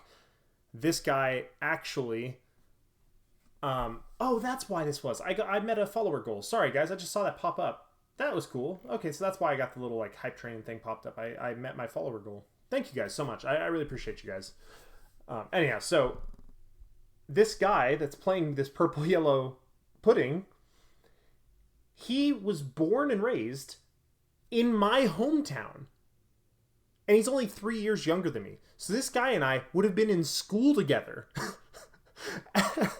So it's just insane. He lives in New Orleans now. He lives in New Orleans. We've never met. We don't know each other. We don't know each other's family. We literally do not know each other. But we meet each other 12 hours away from where we're both from. He was born and raised in the town that I currently live in. Just crazy. Anyways, blew my mind. I was thinking about it the whole game. But long story short, back to the game though. Yeah, that was my 2-1 game against Pudding. I'm now at 2-1. A game was not hard. I saw a perfect curve. He did not see a good hands. So we go to do round 4. For round 4, we have the closest, the first close, I should say, not the closest game of my day, but the first really serious match that I have. I go to 3-1 with my 3rd win in a row against Green Zoro. And my only note is close ass game.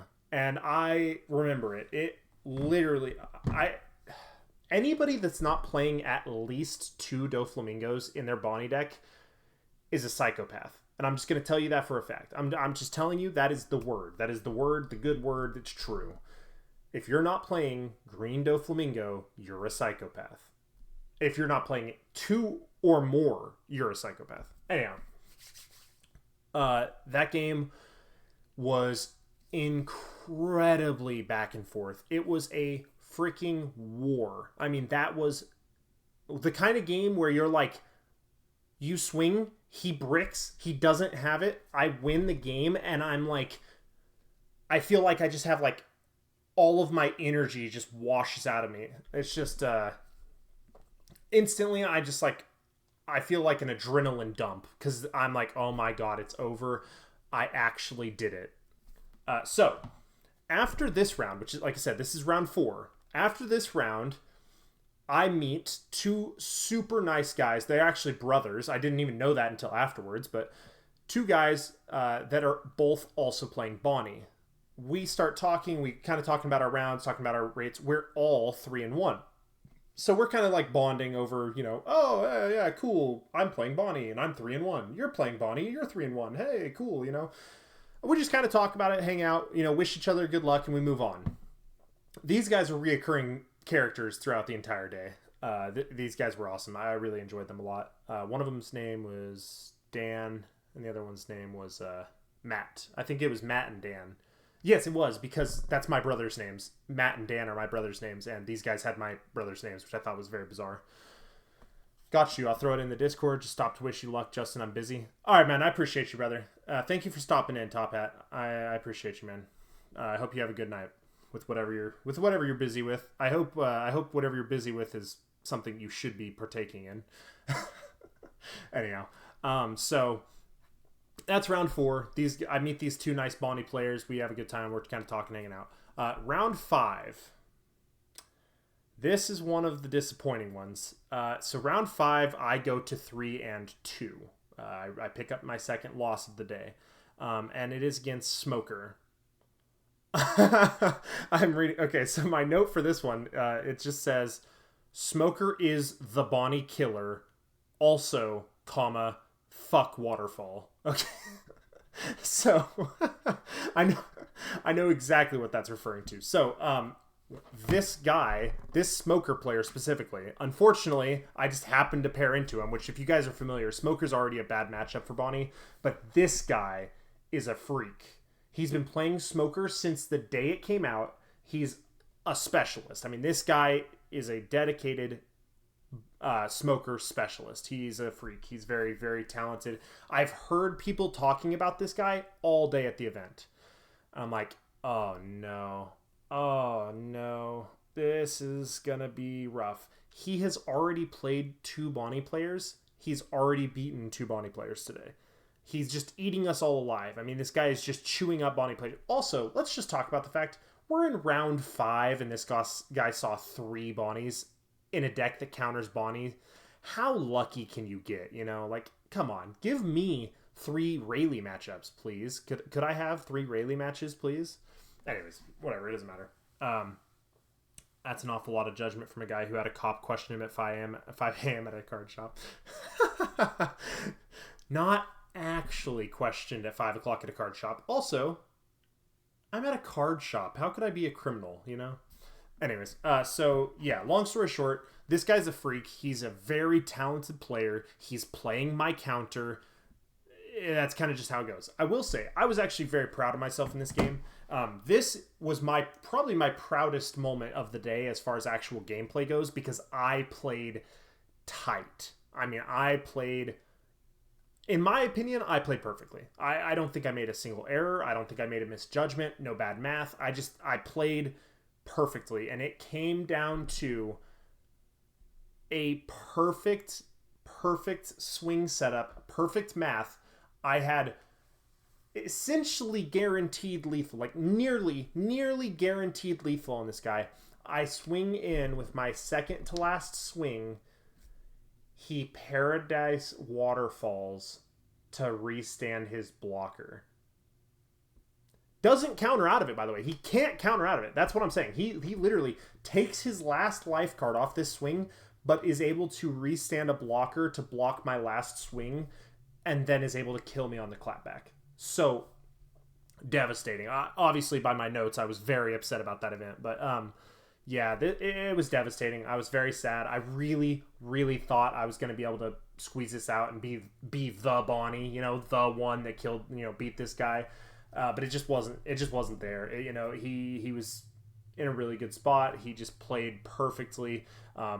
You know, Smoker can play the 8-drop Dracula Mihawk for 1, essentially. You know, it gets a 1-cost Dracula Mihawk, and he did that twice in that game. It was a very, very tough game. Felt horrible to lose it. And now, obviously, I'm sitting at 3-2. And for those of you guys that don't play tournaments or, like, big major events, if you lose 3 rounds, you're out. The game is over for you. The prizing is over for you. You're screwed. You cannot succeed. So now I know I'm in round 5. I have to have a perfect record to get placement, or to get, you know, the placing that I want. I need a perfect record. I cannot drop a game from here forward, or my day is over. My day is cooked. So I meet back up with the Bonnie guys in between rounds. I listen to some music, try to clear my head. Try not to get like disappointed in the fact that I lost that game. Try not to get stressed out about the fact I have to win out. Honestly, I did a really good job of keeping my mental state in check on Saturday. I did a really good job of just focusing and just thinking, okay, one more game, one game at a time. That's how I kind of just approached the whole thing. Was I have to play one game at a time, and that's just how I got to go through it. So anyways, I go into my next game. We're in round 6 now. I sit down and I'm instantly very, very scared. I'm very worried that this is my finale. I'm very worried that this is the end of the line for me. I sit down and I'm looking at Green Zoro, which, like I've said, if you guys remember just a second ago, I said my round 4, this was my hardest game of the day, and I squeaked out the win. This is a horrible, stressful matchup to play. It's not unwinnable by any means. I think it's pretty close. It's probably favored by Zoro a little bit, but I think it's pretty close. But it's hard. You are going to work your butt off to earn the victory. So that's what I did. I worked my butt off. I played tight. I played very, very cautiously, and I was able to squeak it out. The notes that I have for this round, my notes literally say 4-2, which is my record, Green Zoro, in all capital letters. Please stop making me play this matchup. I was so, like, it just takes so much out of you. Like, the matchup between Bonnie and Zoro, I feel like by the end of it, if you're the Bonnie player, the Zoro, you're like, play 5 cost, tap your stuff down, swing twice. It's like, it's a hard match, but I don't think you're like really stressing. When you're on the Bonnie side of that matchup, it feels like you're like trying to solve world peace and world hunger. It feels like you are like, just like, it is so freaking like mind, like just it's hard. It's very like stressful. Anyways, so long story short, I'm able to get through that round. The dream is still alive. I'm like, okay, I just 2 more rounds or 1 more. I'm sorry. So at this time, I think there's only 1 more round because they told us at the beginning of the day 7 rounds unless there's multiple undefeated players. So I'm thinking, oh my God, thank God there's only 1 more round. 1 more round. If I win this next one, I am secured. I'm going to get good prizing. I'm good to go. So this round, I sit down at what I think is the final round, which, by the way, this plays into this game. And I will say, me thinking this was the final round actually benefited me here. So I sit down, and I sit down across from Blue Purple Luffy. And I'm like, okay, this is a matchup I've done before. It's a matchup I've played. You know, I've put some time into this matchup, but it's not a matchup I've played recently. I have not played this matchup a single time since the banned pairings. And I know that now this deck is completely different. Like, they went a whole different direction with the deck. So I know that, like, okay, this could be a deck that I've never even like seen before, really. You know, this could be completely different than what I'm used to. I don't even know if the matchup is good for me anymore. It used to be if I got second, or if I went second, that it was a good matchup. I don't even know if it is still anymore. Anyways, so I get my starting hand. I have 2 Hody Jones in my starting hand. And I'm like, you know what? This is the last round of the day. I'm keeping. I don't care. I'm going all in, brother. I'm just slamming. I'm throwing Dawn. I'm attaching Dawn. I'm swinging big. I'm just going to make this guy beat me. I pretty much decide right here on the spot, I'm either going to win this game by just putting the pedal to the metal and beating this guy to death, or I'm going to lose. And if I lose like that, whatever, I'm going to go home or go to my hotel, hang out with my wife and my mom. We're going to go shop. We're going to go, you know, look at, go hiking, go to the swamp, whatever. I don't care what happens here. I'm going to play it how I want to play it. So I kept a hand of 2 Hodys. Small problem here. Small, itsy bitsy little problem here. He hits me the first time, my top card of life, Hody Jones. He hits me again. Next card, Hody Jones. He hits me again. Next card, 9-cost Shanks. Oh no. Oh no. Oh no, oh no, oh no. Where are my blockers? Where's my Dawn restanding? Where's all of my defensive tools? I'm a control deck. Where's all my tools? What am I doing here? So I'm given a position where essentially my deck tells me, it looks me in the eyes and says, put your money where your mouth is.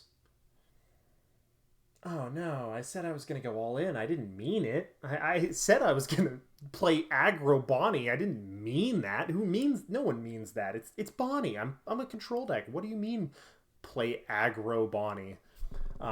Anyhow, long story short, I slam Hody. So I think if I remember correctly, I one of the early turns I full stacked Bonnie. I swung like 10 at life or 9 at life or some like just full stacked early game and swung. And I took one of his life. So he was down to 2 life as it was. And I was like, okay, well now my deck hasn't given me any other option other than to go all in. So that's what we're doing, I guess. So I play a Hody, pick up one of my life cards, swing in, stack on my leader, swing in. Next turn, no.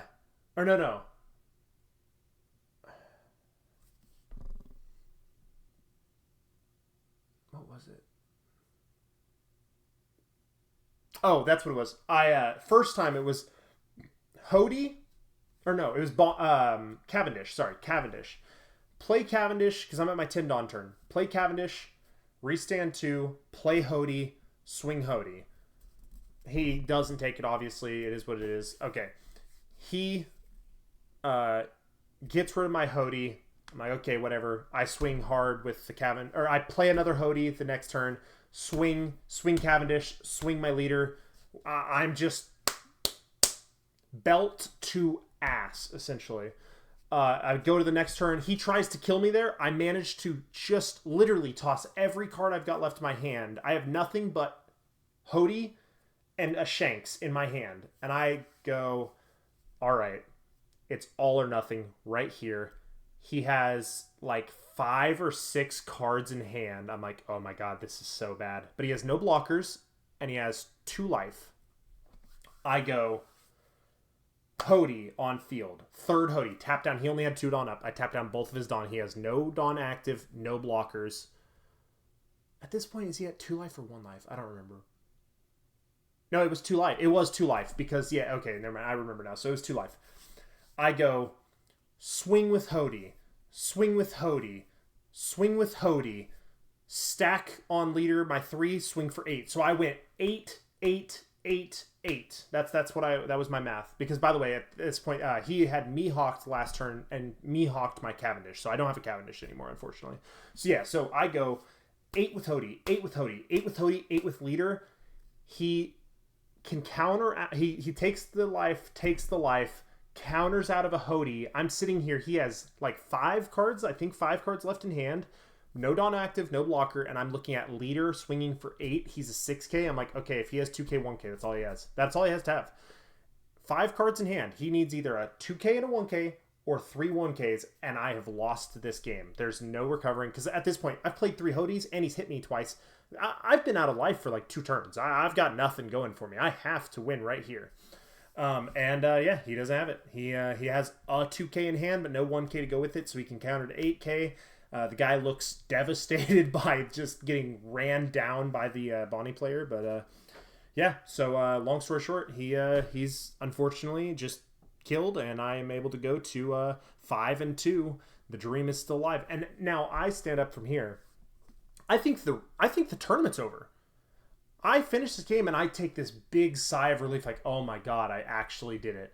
I managed to just win the Blurple matchup by just spanking this guy's ass with my Hody Jones package of just 4 Hody Jones.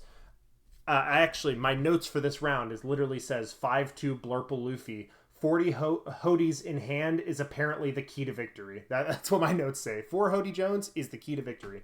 And then I go over and talk to a judge. I'm like, hey, so what's going on? Low-key, the only way to play that matchup is put belt to ass and swing constantly. Yeah, dude. Oh, man. It just felt stressful going into knowing at any given point here, if he just turns the switch here, I'm going to fall over dead, because I just ripped all my life from him hitting me and me ripping super heavily on Giants, I think. Well, that's what it was, actually. He ended up showing me his hand afterwards. He had 3 Gum Gum Giants in hand. He just literally 3 turns in a row, I slammed down a Hody Jones and tapped down his runes. So he had 3 Gum Gum Giants in hands that he never got to use.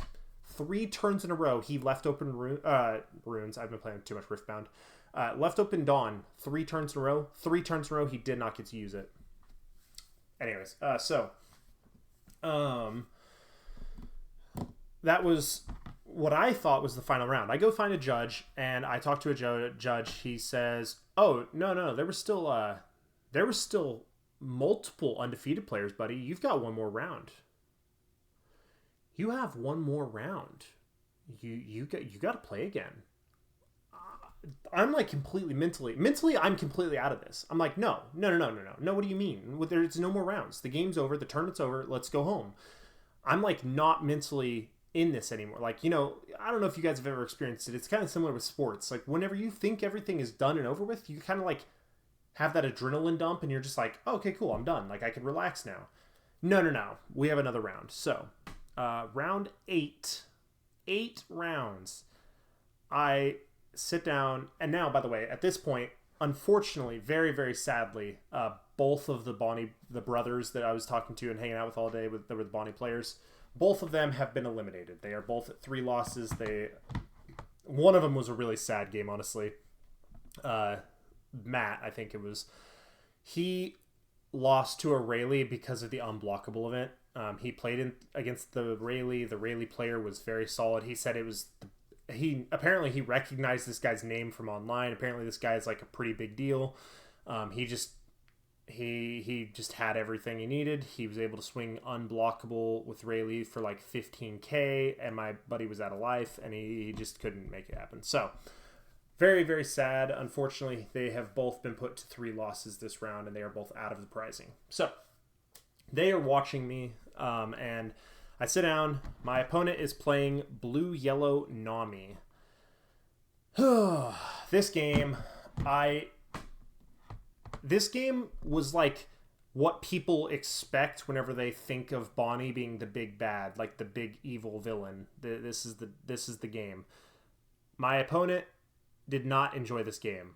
He red rocked and grav bladed and bounced with the stupid little 1 cost or 2 cost body or whatever it is. He bounced all my stuff about a bajillion times, and it just didn't matter. I literally just hit him hard. Nojiko, that's it. Thank you so much. Thank you, Gilgamesh guy. He just bounced something, I'd play out a bigger blocker to replace it. He'd bounce something, I'd play out an even bigger blocker to replace it. He'd bounce something, I'd play out 2 blockers to replace it. I just out attritioned him. That's literally what it is. I grinded it out. I played super safe. Honestly, I debatably played a little too safe, but I just didn't want to take any chances. Was he on the Warlord version? No, he was on the Wano package. He was on a Wano back, like a super heavy bounce Wano package. So, in my notes, my notes say 6-2 blue yellow Nami, very back and forth, but able to block her up and grind out the win through value. So that's all it was. It was pretty cut and dry. I really just Coward's play deserved what he got. That's funny. Yeah, so long story short, he just he couldn't get out from underneath the crazy pressure I was putting on him by just dropping blockers and swinging and drop blockers, swing, blockers, swing. So I win the game. I go to 6-2 as my final score for the day. This is the last round. Everything is over, and they start to tally up the points, starting to kind of put out all the points and whatnot, and it was honestly pretty cool. I mean, I don't want to like gloat or sound like it was like a cocky thing, because I do not feel, I'm just going to be super transparent. I was not only do I not think I was, I'm telling you I was not. I was not the most talented Bonnie player at that event, obviously. But I will say it was pretty cool. A bunch of the guys that I'd like met and talked to through the day, there was like 4 or 5 different Bonnie players. The guy I played with before the event, the brothers, and a couple other people. All of them were just like, oh my god, dude, congratulations, you did so freaking well. Like, you were the only one to make it, you know, like, you were like the only guy that we were hanging out with that actually made it through all this way, like the Bonnie goat, and like just like really like hyping me up. It was really cool. It felt awesome to just be surrounded by a bunch of people. I've never met these people before, you know. I've known all these people for like 6 hours, and they're like over here hyping me up like we've been friends for our whole lives, and they're like just so proud of me from all the time we've put into playing together, you know, and we don't know each other, but anyways, it was just really cool. But so then, long story short, I've said that about 100 times. Nothing about this story has been short. I'm a storyteller. I can't help myself. But anyhow, we get the final announcement that the prizing is going to be announced, and that they are going to put out on the app placements. And I'm thinking, oh no, Drama Court. Hell yeah, you're good. Thank you, Tavaz09er. Drama queen is the word you're looking for. Yeah, you're right. I'm a bit of a drama queen. But anyways, okay. So they're gonna announce our placements on the app, and it'll be going live in like 2 minutes. And I'm sitting there. I'm like, oh man. I know that my record is good enough to be upper end of prizing, but I'm like, I don't know if it's quite good enough. I'm really aiming for top 32. That's what I'm hoping for. In my mind, I'm thinking if I made top 32, I am ecstatic at that. So I'm sitting there. We're all the guys that I'm with, all these guys are just sitting there. We're all waiting on the results, because they know they're not getting top prizing or anything. Some of them were like, I think they were looking at maybe they would get like top 128 prizing, which is just like, I think it was just the Dawn or something like that. No, it wasn't even the Dawn. I think it might have been sleeves or something. I don't remember, but some promo packs and stuff like that. Anyhow, so we're all kind of just standing around waiting. Everybody's kind of just like, oh man, I really hope that I got top 32. And the rankings pop up on everybody's phone. You can see everybody, so everybody's scrolling through looking for my name. I got exactly number 32. So, kind of spoke it into existence, I guess. I got exactly placed at 32. So, it was very exciting. It was a blast. I had a great time. The whole trip was awesome. The event was awesome. All the people were awesome. My opponents were cool. The event was run really smoothly, which I'm not used to with major events. So that was a really nice upside, is the event ran beautifully. Overall, it was just awesome. It was a great day. Everything went amazing. I got the prizing I was hoping for. I would have loved, I'm not going to lie, I would have loved to have gotten the top 16 so I could have got my invite to the finals, obviously. But I'm pretty proud with it. That was my first regionals. That's the first regionals I've ever played. I've been playing this game for like 6 months, and I've never played a regionals. My first one, I top 32. I was very, very happy with how that worked, or how it all worked out. So honestly, I've got nothing to complain about. I was very excited with my results. But anyhow, so I guess that's pretty much the full story. I got my prizing. The prizing is super cool. I got the Yasop, the finalist Yasop. I got a finalist pack that's got all the different promo cards, but with finalist written on them. I got a specialty. I got a specialty Dawn card. Got some specialty sleeves. Probably got the sleeves over here because I never use them. I just always toss them off to the side. Yeah, I guess it's these ones right here. They're like Boa Hancock sleeves, which honestly, when OP14 comes out, I might actually have to use those for my Dawn sleeves or something, since I'm going to be playing her probably.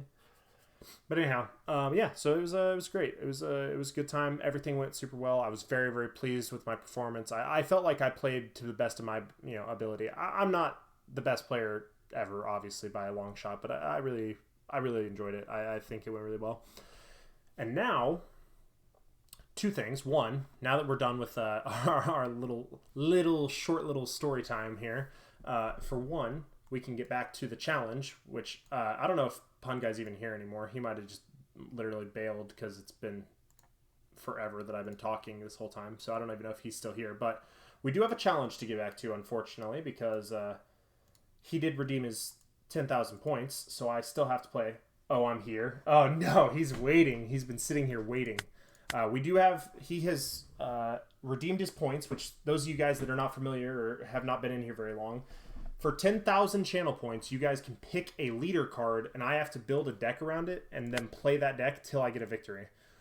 So I now have to play this deck till I win the game. So we'll see how that goes. Anyhow, the second thing I was going to say is now that regional is over, we can move on to what I've been very, very excited about, and that is Riftbound. For those of you guys, I don't know if you guys are as excited about as I am about it. I know there's not necessarily like 100% crossover, but I know there's a little bit of crossover between the two communities. I am ecstatic for Riftbound to come out. Or for Riftbound, it came out last week. Sorry, for Riftbound to start play. I'm so excited about it. It's gonna be a blast. I think what does this do? I've never seen this leader before. According to the rules, your character cards with the type of land of Wano have a counter of 1,000. When attacking, if you have 5 cost or greater land of war, get 1,000 power until the start of your next turn. Ooh, that's interesting. That's pretty neat. Okay. Anyhow, so yeah, now we're focusing on Riftbound. In the very near future, I'm gonna get it all set up. Okay, cool. I don't know nothing about this game. I just started collecting these cards and I found your channel so I can learn a bit more. Hey, man, for sure. I will try and be somebody you can learn something from, I'm going to just swing for 6.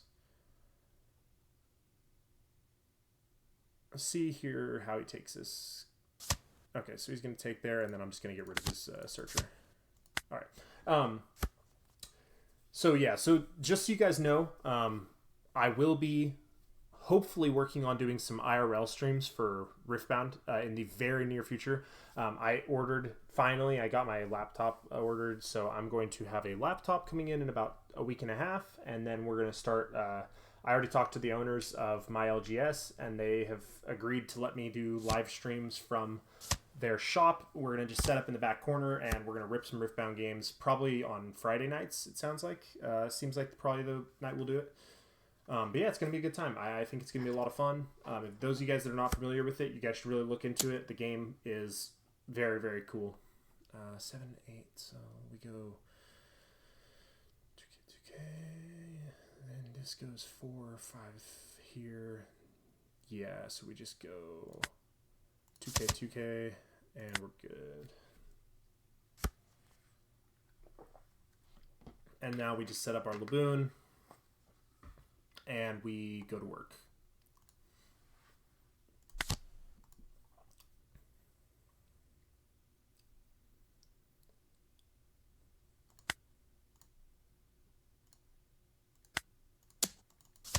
Okay. And now we can still swing. Or do we draw a card here? No, I don't think so. We'll go ahead and attach for now. We'll go 7 into 6, see what he says. Do you have a YouTube channel that is like Learn How to Play for Dummies, where you go over the basics? No, but that's not a bad idea. I do have a YouTube channel. I think it's linked, actually. I think you should be able to go below my channel, and there should be a link to my Twitter account, or X, or whatever you want to call it, and then also to my YouTube channel. Currently, my YouTube is mostly like pack openings, box openings, case openings, and then like my VODs from previous live streams. But are you talking about Learn to Play for Riftbound or for One Piece? I assume One Piece, but I think I have to protect this. Ooh, that's not good. Okay, we're in trouble. Okay, so the Laboon dies, and probably the Brook dies. Oof, this One Piece? No, so I do not have any kind of like Learn to Play content yet. But if that's something that we get interest in, if we have interest in the community, I'm not against it at all. I would love to put out a video like that. So if you guys are interested in something like that, you guys should let me know. Obviously, you know, it sounds like you probably are. I can definitely work on something for that. I think that seems like something that could be a lot of fun to work on. God, I did not want to lose that Brook there. That's unfortunate. Man, we're in a bad spot here, to be honest. Let's just draw a card real quick. Okay, that's a little something. That's something, at least.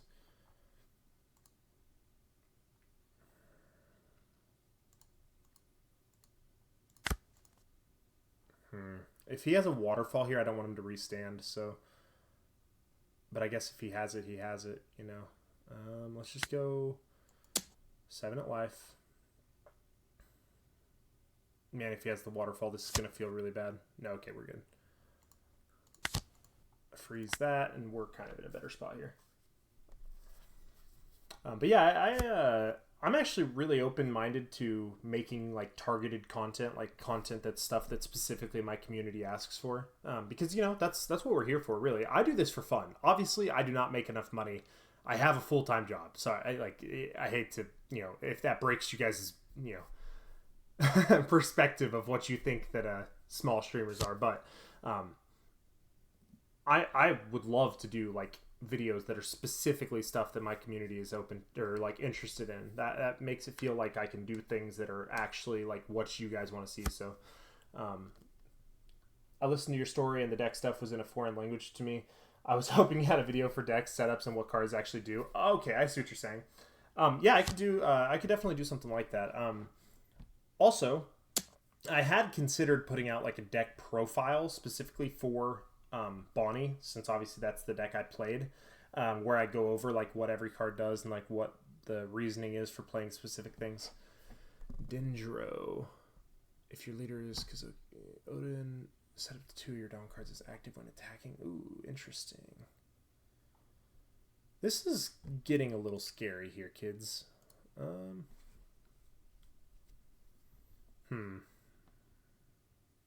have to take this one, unfortunately.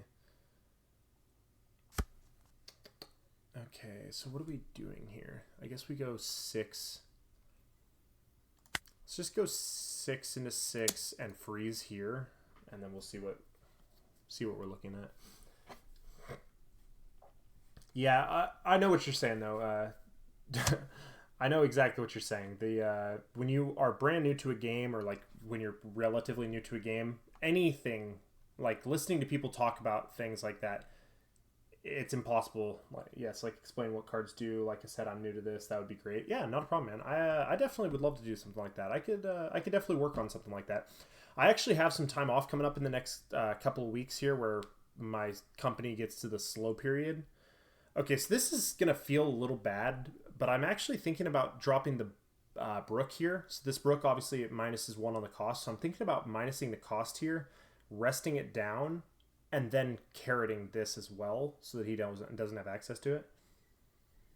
But the thing is, that's 8, so I have 2 Dawn left over, so I can go 7, I guess.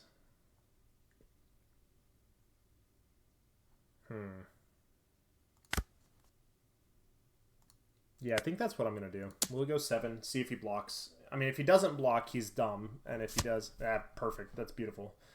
So now he didn't use his blocker for no reason, because he's scared of what we're going to do with 8 Dawn, which that makes sense. You know, he only had 3 cards in hand. He was probably scared of us dropping a Hody Jones, which that makes sense because that's what we had. But okay, so now what we'll do is we'll drop this, minus the cost here. We can't KO anything, but that's fine. Rest it, and now we can freeze. Boom. And that's a good spot to be in. Now we're in a pretty good spot here because his stuff is double frozen. We got double carrots. We are unfortunately very brick heavy in hand. So like that's the only issue here, is because these cards don't have any counter. So if he does decide to swing into our carrot, we're probably going to lose one of our carrots here. But I think that's an okay place to be, honestly. I think we're kind of fine with losing a carrot here. Because also, if he's swinging into our carrot, that just means he's not swinging into our face. And if he's not swinging into our face, we're in a much safer position. He's going to search here. He's probably looking for another Yamato or something. I assume he's just trying to find something to try and clear my board a little more efficiently.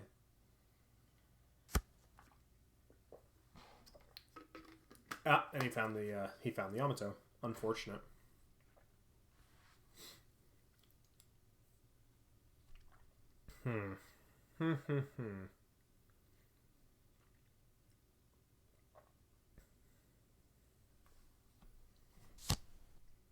Yeah, this is bad. This is very, very bad for us. He's going to hit me really hard here. He might actually just kill me here. Ugh, this is not ideal. Not ideal at all. If my life cards are bricks, I'd probably die here. Okay, swings into that, which that's pretty good for me.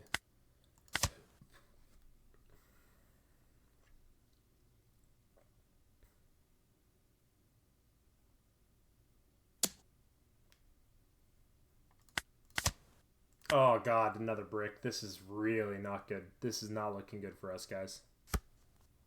Yep. Ooh, boy, we're in a lot of trouble here, guys. Alright, this does not seem like we're gonna get the win here. Okay, so we can go. We have to establish a blocker though, so that doesn't even help us.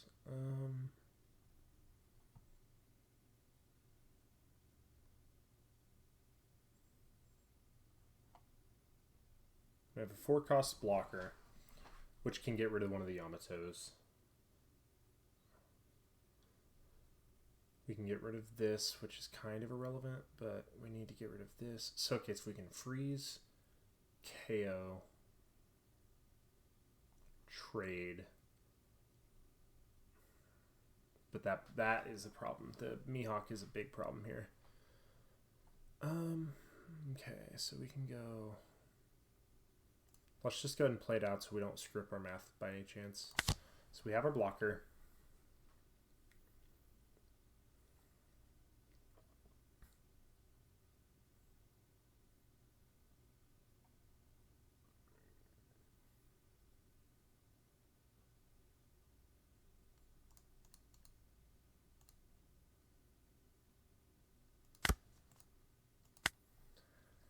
We swing into the 7. Give him -1 cost so we can freeze it with the carrot. No KO though.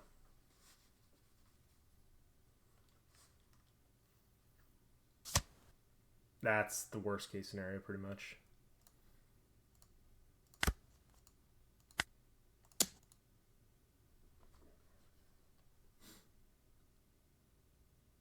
Okay, no, I lied. That's the worst case scenario.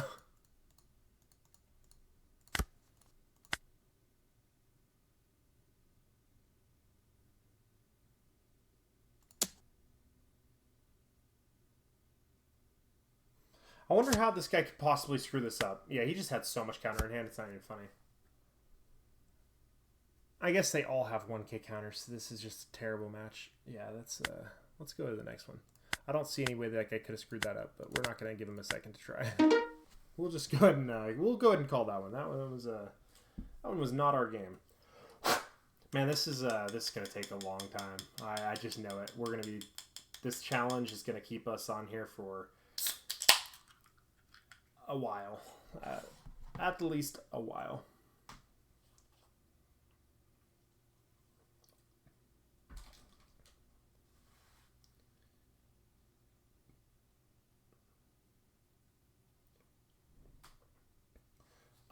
So you can mix different series cards into a deck. Like, do you mean from like different sets, like all different cards from different sets?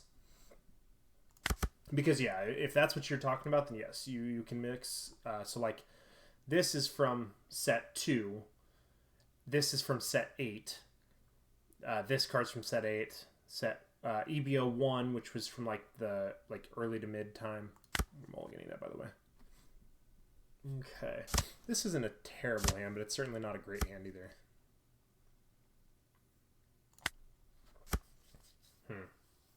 Sakazuki. I've actually never played this matchup, but I have to assume it's probably not very good for us.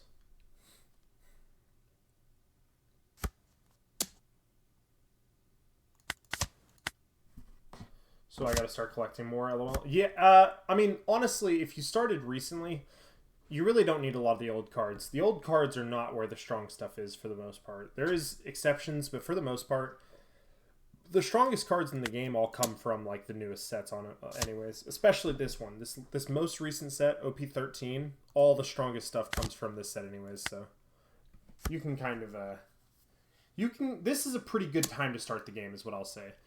This is as good of a time as you could possibly find to start playing the game. Blocker's not going to be worth anything in this matchup because he's just going to remove everything. If you want to make a strong deck right now, Emu is very reasonable. That's true. Emu is very reasonable. Well, that's not what I wanted to happen.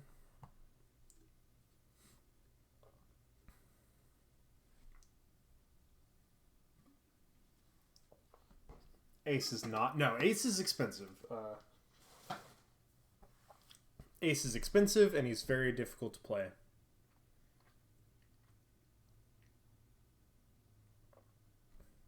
I think I'm just going to go 7 and Radio Knife.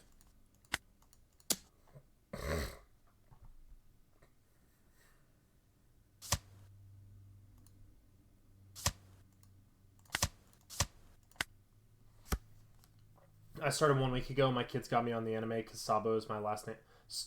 Dude, that is so cool.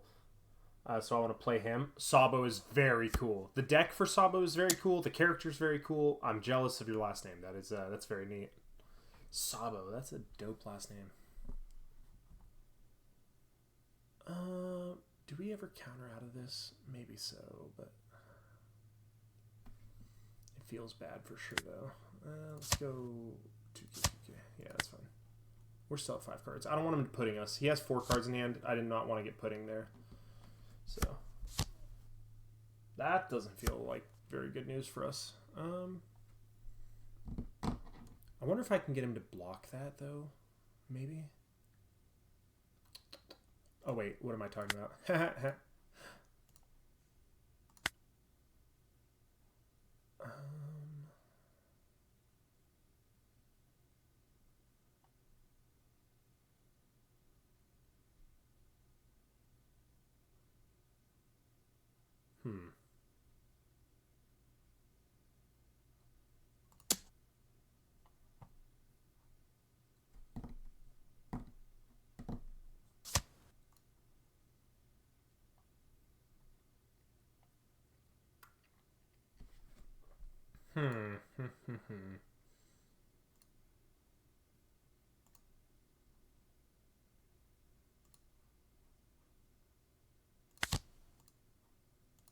I'm gonna put out 2 here. It doesn't really matter, but just so that way he has 2 things to try and remove. I mean, if he has like a Grav Blade or something, I'm very sad about this decision. This was a terrible play. But if he doesn't have like something like a Grav Blade, then he's gonna hound me. He's gonna hound me. I forgot about Hound Blaze. He's gonna Hound Blaze me. I didn't even think about it. I have not played against this deck enough. That's the inexperience right there. That's all this is. Yep. I'm just inexperienced in this matchup. Oh wait, is that not what he's doing? What is he doing? Is he gonna? Wait, what is happening right now? What the hell was that? It's cost 2 and up to 1 of your cards. Yeah, okay, so is this not Houndblaze? I guess this isn't Houndblaze. I don't know. This is the card I was thinking of, but I guess that's not what it's called.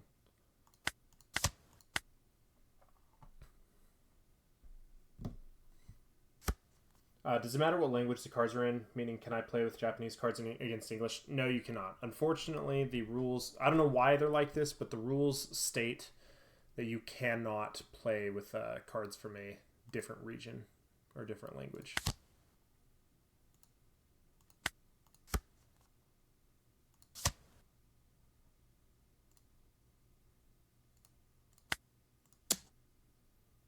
That sucks. Yes, it does. I agree, for the record. I think it's silly that you can't play whatever you want, but here we are. So let's just get rid of the brick for now, and we'll KO that and call it turn. Yeah, it's a little unfortunate. I thought the same thing. Whenever I first started playing, my first deck was actually Doflamingo, the blue Doflamingo, and I wanted so badly to get the Japanese leader card for it, but you cannot play it, unfortunately.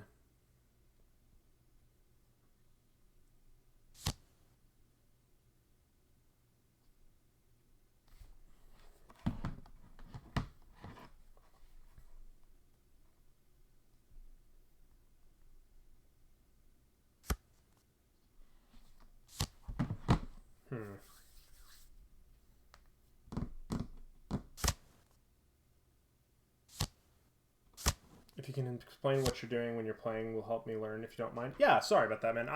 Honestly, tonight was actually supposed to be kind of a short... Wait, what just happened? Oh, he couldn't... Wait, what just happened? Cost. -2 cost, -2 cost. What just happened? Hey, we take those. We do. We certainly do. He just gave up. I'm not sure that was reasonable, but... So, okay, so here's what I'll do here. So, okay, let me give you the... No, you're fine. You're good. I don't know what happened there. He just conceded. But, okay, so let me give you the real quick rundown. So this was supposed to be a short stream tonight. Pun Guy, who's in the chat, which I'm very appreciative of, always. Pun Guy takes good care of me. But he redeemed channel points on Twitch. For 10,000 points, you get to choose... You get to pick the leader that I have to play, and I have to play that deck until I get a win, no matter what deck it is, no matter how bad it is. I have to play till I win. So, we were actually supposed to be done about an hour ago. However, because I had to do the challenge, I had to stay longer, and then I had to do the story time and whatever. I heard you say that. You might be here all night. Yeah. But I was able to get the win there, so now the challenge is over. But I will... Because I feel bad because I did not do a very good job of commentating that game. Can we use channel points to redeem a kiss? You specifically can redeem channel points for that, but that's it. Can I use my 10K now? Yeah, he won. Yeah, you're right. Wait, what do you mean? I'm about to bust. Austin, tell me you don't have 10,000 channel points. Oh god, I don't know if you're serious or if you're trolling me, but yeah, I mean, technically speaking, anyone can use their 10,000 points at any time. I am willing to stay on and keep grinding if you give me some terrible leader to play, or just something you want to see me play. I guess I assume people are going to use that reward to just troll me, but I guess you could use it for something you actually want to see. Wait till Logan gets 10k points. Can't wait. I have 720. Anyone want to combine? LOL. Wait till Logan gets 10k. Can't wait to see that. I am genuinely scared of what Logan's going to pick because I know it's either going to be something I don't know which leader I want you to play. That's fair. I mean, and it doesn't have to be tonight. I mean, it's not like you're like in a rush. Also, I'm going to be live tomorrow. I'm typically live every Tuesday, Friday, and Saturday. Also, I guess I'll just throw that out there for the new followers, just so you guys know. I am live every Tuesday, every Friday, and every Saturday, unless there is something very big going on that prevents me from being live for those days. I only used it because you were talking about how much you loved Green Black Perona, and I was like, prove it. I do love Green Black Perona. I think she's terrible right now, but I do love her. She's my baby. That's my deck. But anyways, what was I saying? I'm scared of Logan redeeming his 10k follows. I got notifications on. I'll get to 10k. That's the way to do it, man. I appreciate that. That's good. I will take any amount of abuse you guys want to dish at me, especially if you guys are willing to hang out. Because here's the way that I look at it. If you're willing to hang out and watch me stream long enough to get 10k points, that you've done me a great service. You deserve to have me, do something silly. Also, what I was gonna say. Oh, that's what I was trying to say. I'm sorry. Oh, I'm sorry. I missed a follow. Murtity. I'll be honest. I have no idea what the intention is on the name there. YSTTMRTDY. I assumed it was gonna be like yesterday. And maybe it still is supposed to be like some form of like yesterday or something. I don't know. But anyways, thank you so much for the follow. I'm sorry I missed that about 4 minutes ago. I'm sorry. But anyhow, so here's what I was going to say. I am supposed to be ending stream right now, but because I feel bad that you kind of caught me in the middle of me telling story time, not actually playing the game, I will go through and we will play one more game. I will play the deck that I've actually been a little excited about. Actually, you know what? I'll play Ace. I haven't played my new Ace list yet, so I kind of want to test that out. I will play one game, and I will go through and I will explain everything I'm doing. I will try and explain every play I'm making, kind of what I'm thinking, explain what the cards do, and we'll just see how it goes. Play your favorite deck. My favorite deck is not a fun deck for you to try and figure out what's going on. It's very complicated. It's not good either. That's the worst part. I will play it, probably lose, and you will probably not learn much. So we'll do this one. I've been excited to play this deck anyway, so this will be cool. I think we'll enjoy this one. This will be a good one for us to go through. So yeah, so we'll do one more game. One more game. This last one, unless somebody redeems channel points, which obviously I cannot tell you no. We'll do one more game. I will try and be very explanatory. This is the literal worst case scenario, I think. Aaron, are you in here? Aaron, code red. We are seeing the code red. Okay, so this hand is horrible. I'm going to mulligan. This hand is worse. Okay, so have you played the game at all? T-Baz09er? Have you at least played the game a little bit, or are you like that brand new? You don't even you have not even you don't know how to play the game, or how new are you? Sorry, that was not a very specific question. No, I have no idea. Okay. So how this works is he's going first, so he gets one Dawn card, which is like your resource. That's your resource system, is a Dawn card. He got his one Dawn because he went first. So when you go first, the kind of way they nerf you is you only get one Dawn, whereas if you're going second, you get two Dawn. And then you get two Dawn or resources every single turn for the rest of the game. So turn one, I can go ahead and do this. I can search. So this card right here. So most decks have a 1 cost or a 2 cost character, which is what this is, like a creature. And this card gets to search. I don't think that's right to search for, but I did it anyways. So this card says if your leader is Monkey D. Luffy, Sabo, or Portgas D. Ace. I don't think I have anything else I want to do right now. I guess I could draw a couple cards. Yeah, we can draw a couple cards. Draw 2, trash 1. Sorry, let me resolve this real quick and then I'll get back to explaining. Let's just pop this off. Okay. So where to start? It's hard to explain while playing the game, I feel like. So yeah, this card says that it can look at the top card of my library, or a couple cards, 4 cards in my library, and I can get something.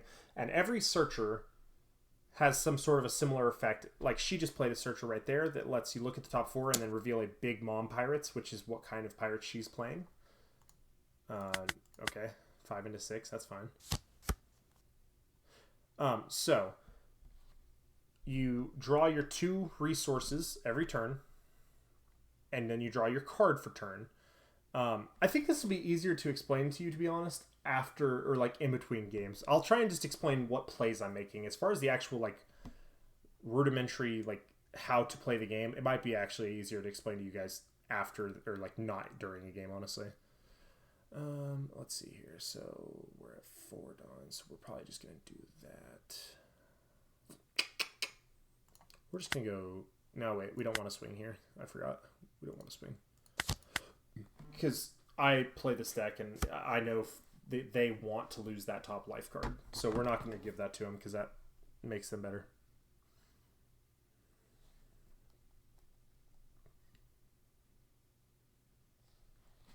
All right, so this is a blocker card.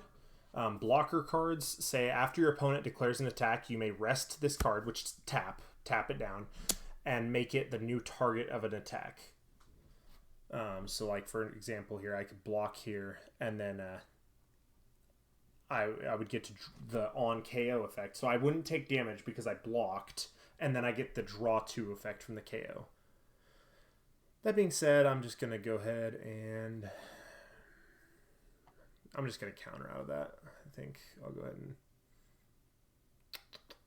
tempted to trash this, but maybe that's not right.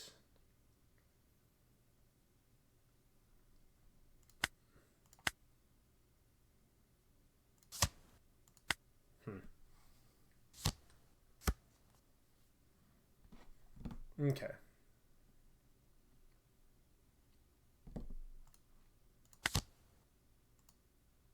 Wait, what is it? What is, am I? Oh, that's an activate main. I thought I screwed that up.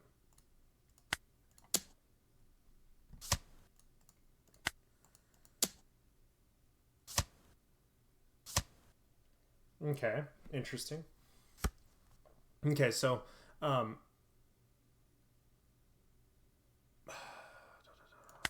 sorry, I'm trying to think. Yeah, this is going to be way harder than I thought it was going to be to to explain like what I'm doing to somebody that doesn't like actually play the game. So this deck that they're playing wants to heal their life and get rid of my life, but it's through effects. So like there's a card in her deck called Big Mom, or Charlotte Linlin, and it's a 10 cost, which so 10 resources to play it. And it says something along the lines of whenever you play it, you get to heal a card, so they heal an extra life. I wonder if they've searched one up. Probably not.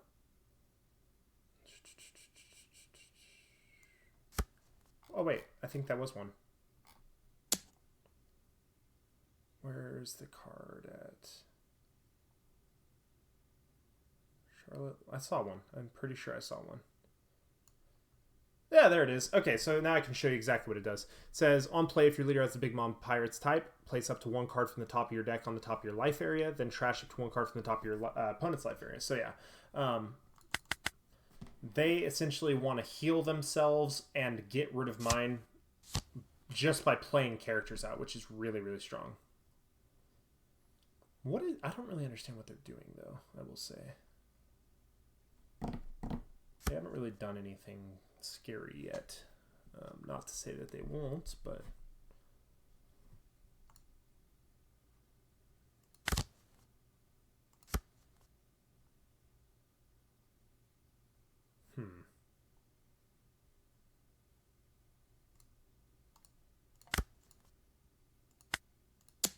Eight. So I'm trying. So the reason I'm swinging 8 here is because they have an 8k blocker, and so that's like the minimum that I can swing at them without them just getting out of it for free. I'm gonna force them to use more cards from their hand. Nice. Okay, so they are going to go ahead and Charlotte Linlin me here, which is a little unfortunate, but They're essentially going to heal, and when they heal, they're going to burn one of my life, which is really scary for us. Let's trash a Marco blocker to give -2.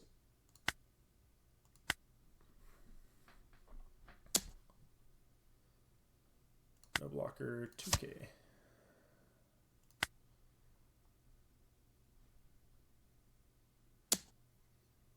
Blocker? I assume that seems right. Yeah. Draw 3 cards. That feels great. Okay, now I've got a ton of cards in here. Now he's going to Big Mom. Yep, there's the Big Mom, so I got burned. That's fine. No big deal. Not the end of the world or anything. He only has 1 blocker, so we're still kind of fine, honestly. Ooh, that's actually pretty solid for us.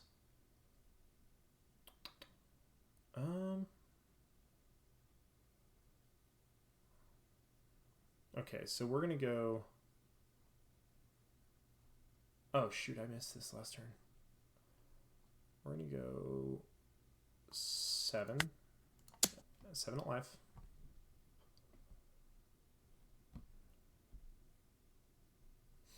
Also, I apologize again, T-Baz09er.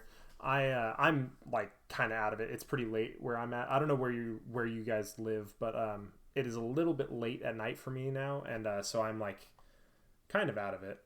I'll try and do a better job tomorrow of actually explaining things to you guys. I'm East Coast. Oh, so it's even later for you. Okay, so I have no excuse, I guess. It's even later for you than where I'm at, but I guess, sorry about that. I will, like I said, I will do a better job tomorrow of actually explaining my decision making and whatnot.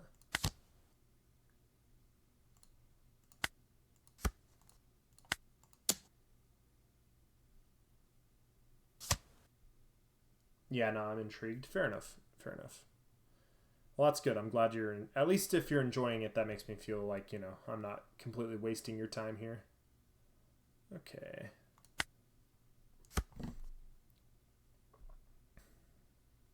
So now what this card here does, this is a really, really cool, really defensive piece.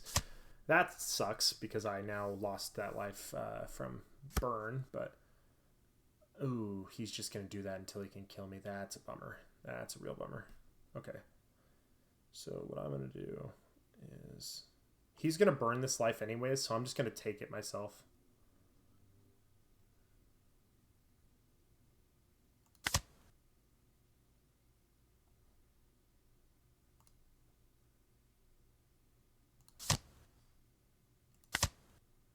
Make myself a 9k leader. Trash a card. I'll trash that. And then I'm going to give my Dawn cards to here. Oh, I guess it has to be 1 to leader. And then 1 here. And then I'll go ahead and give here. Oh, T-Bazzer with the Prime sub. Thank you so much. I appreciate you subbing with the Prime sub, man. I really do appreciate that, genuinely. You guys have been really, really generous tonight, and I really do appreciate it a ton. It's awesome whenever you guys support me like this. Let's see here. So this is really complicated. So we can search here, which might be worth doing. We might just be in a lot of trouble here, to be completely honest. But we're gonna go.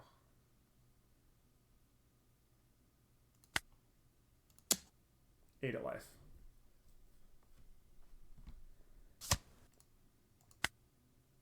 Eight at life.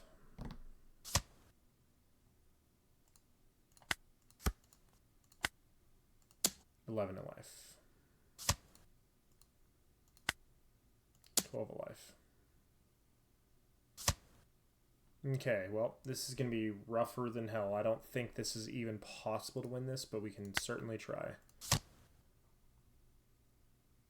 2k. Okay, so that's at least a 2k, and that's a 2k. Let's go with this.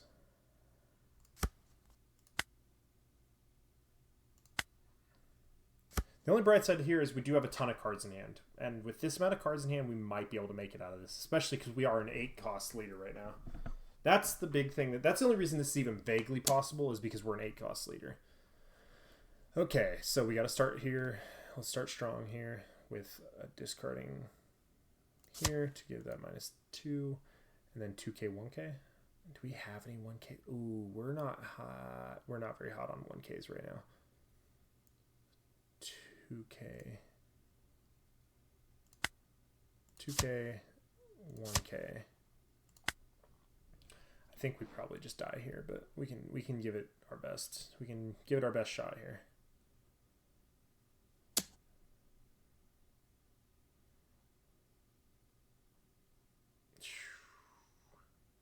Nah, he's got it. He's got it. Unfortunately, this is unwinnable.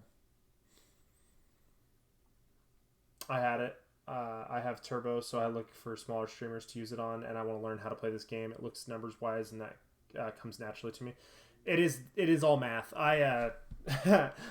There used to be a deck in the game which I loved. I actually mentioned it earlier. I don't know if you remember, but I said Lucci, Rob Lucci. That deck I used to joke about all the time. That was my math deck. That's all it was. It's just numbers. It's literally the entire deck is just strictly math. Everything about it is just math, and I loved that deck. Unfortunately, it's not very good right now. Like, I haven't seen anybody play it in a long time, but okay, that gave us a couple more counters at least.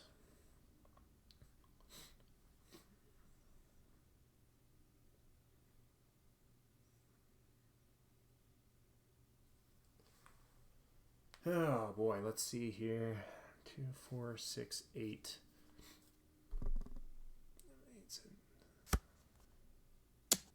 That's pretty bad for us.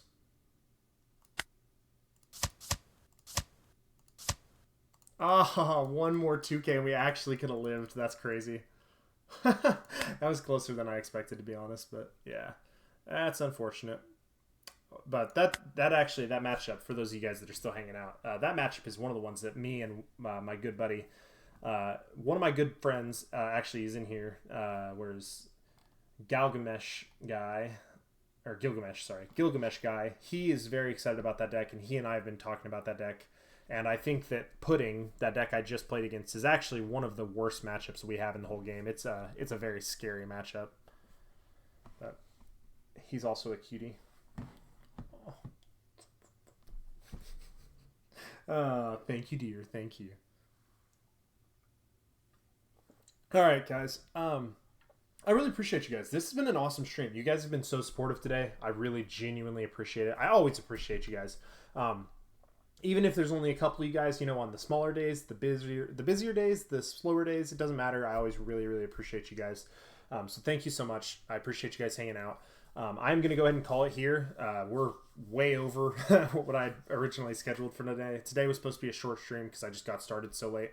Tomorrow, we will be live a little earlier. So tomorrow, my plan, tentatively, this is nothing set in stone. Everybody that knows me knows that I run late constantly. But the tentative plan is to be live around 7 o'clock, roughly. 7 o'clock Central Time. So 7 o'clock Central Time tomorrow.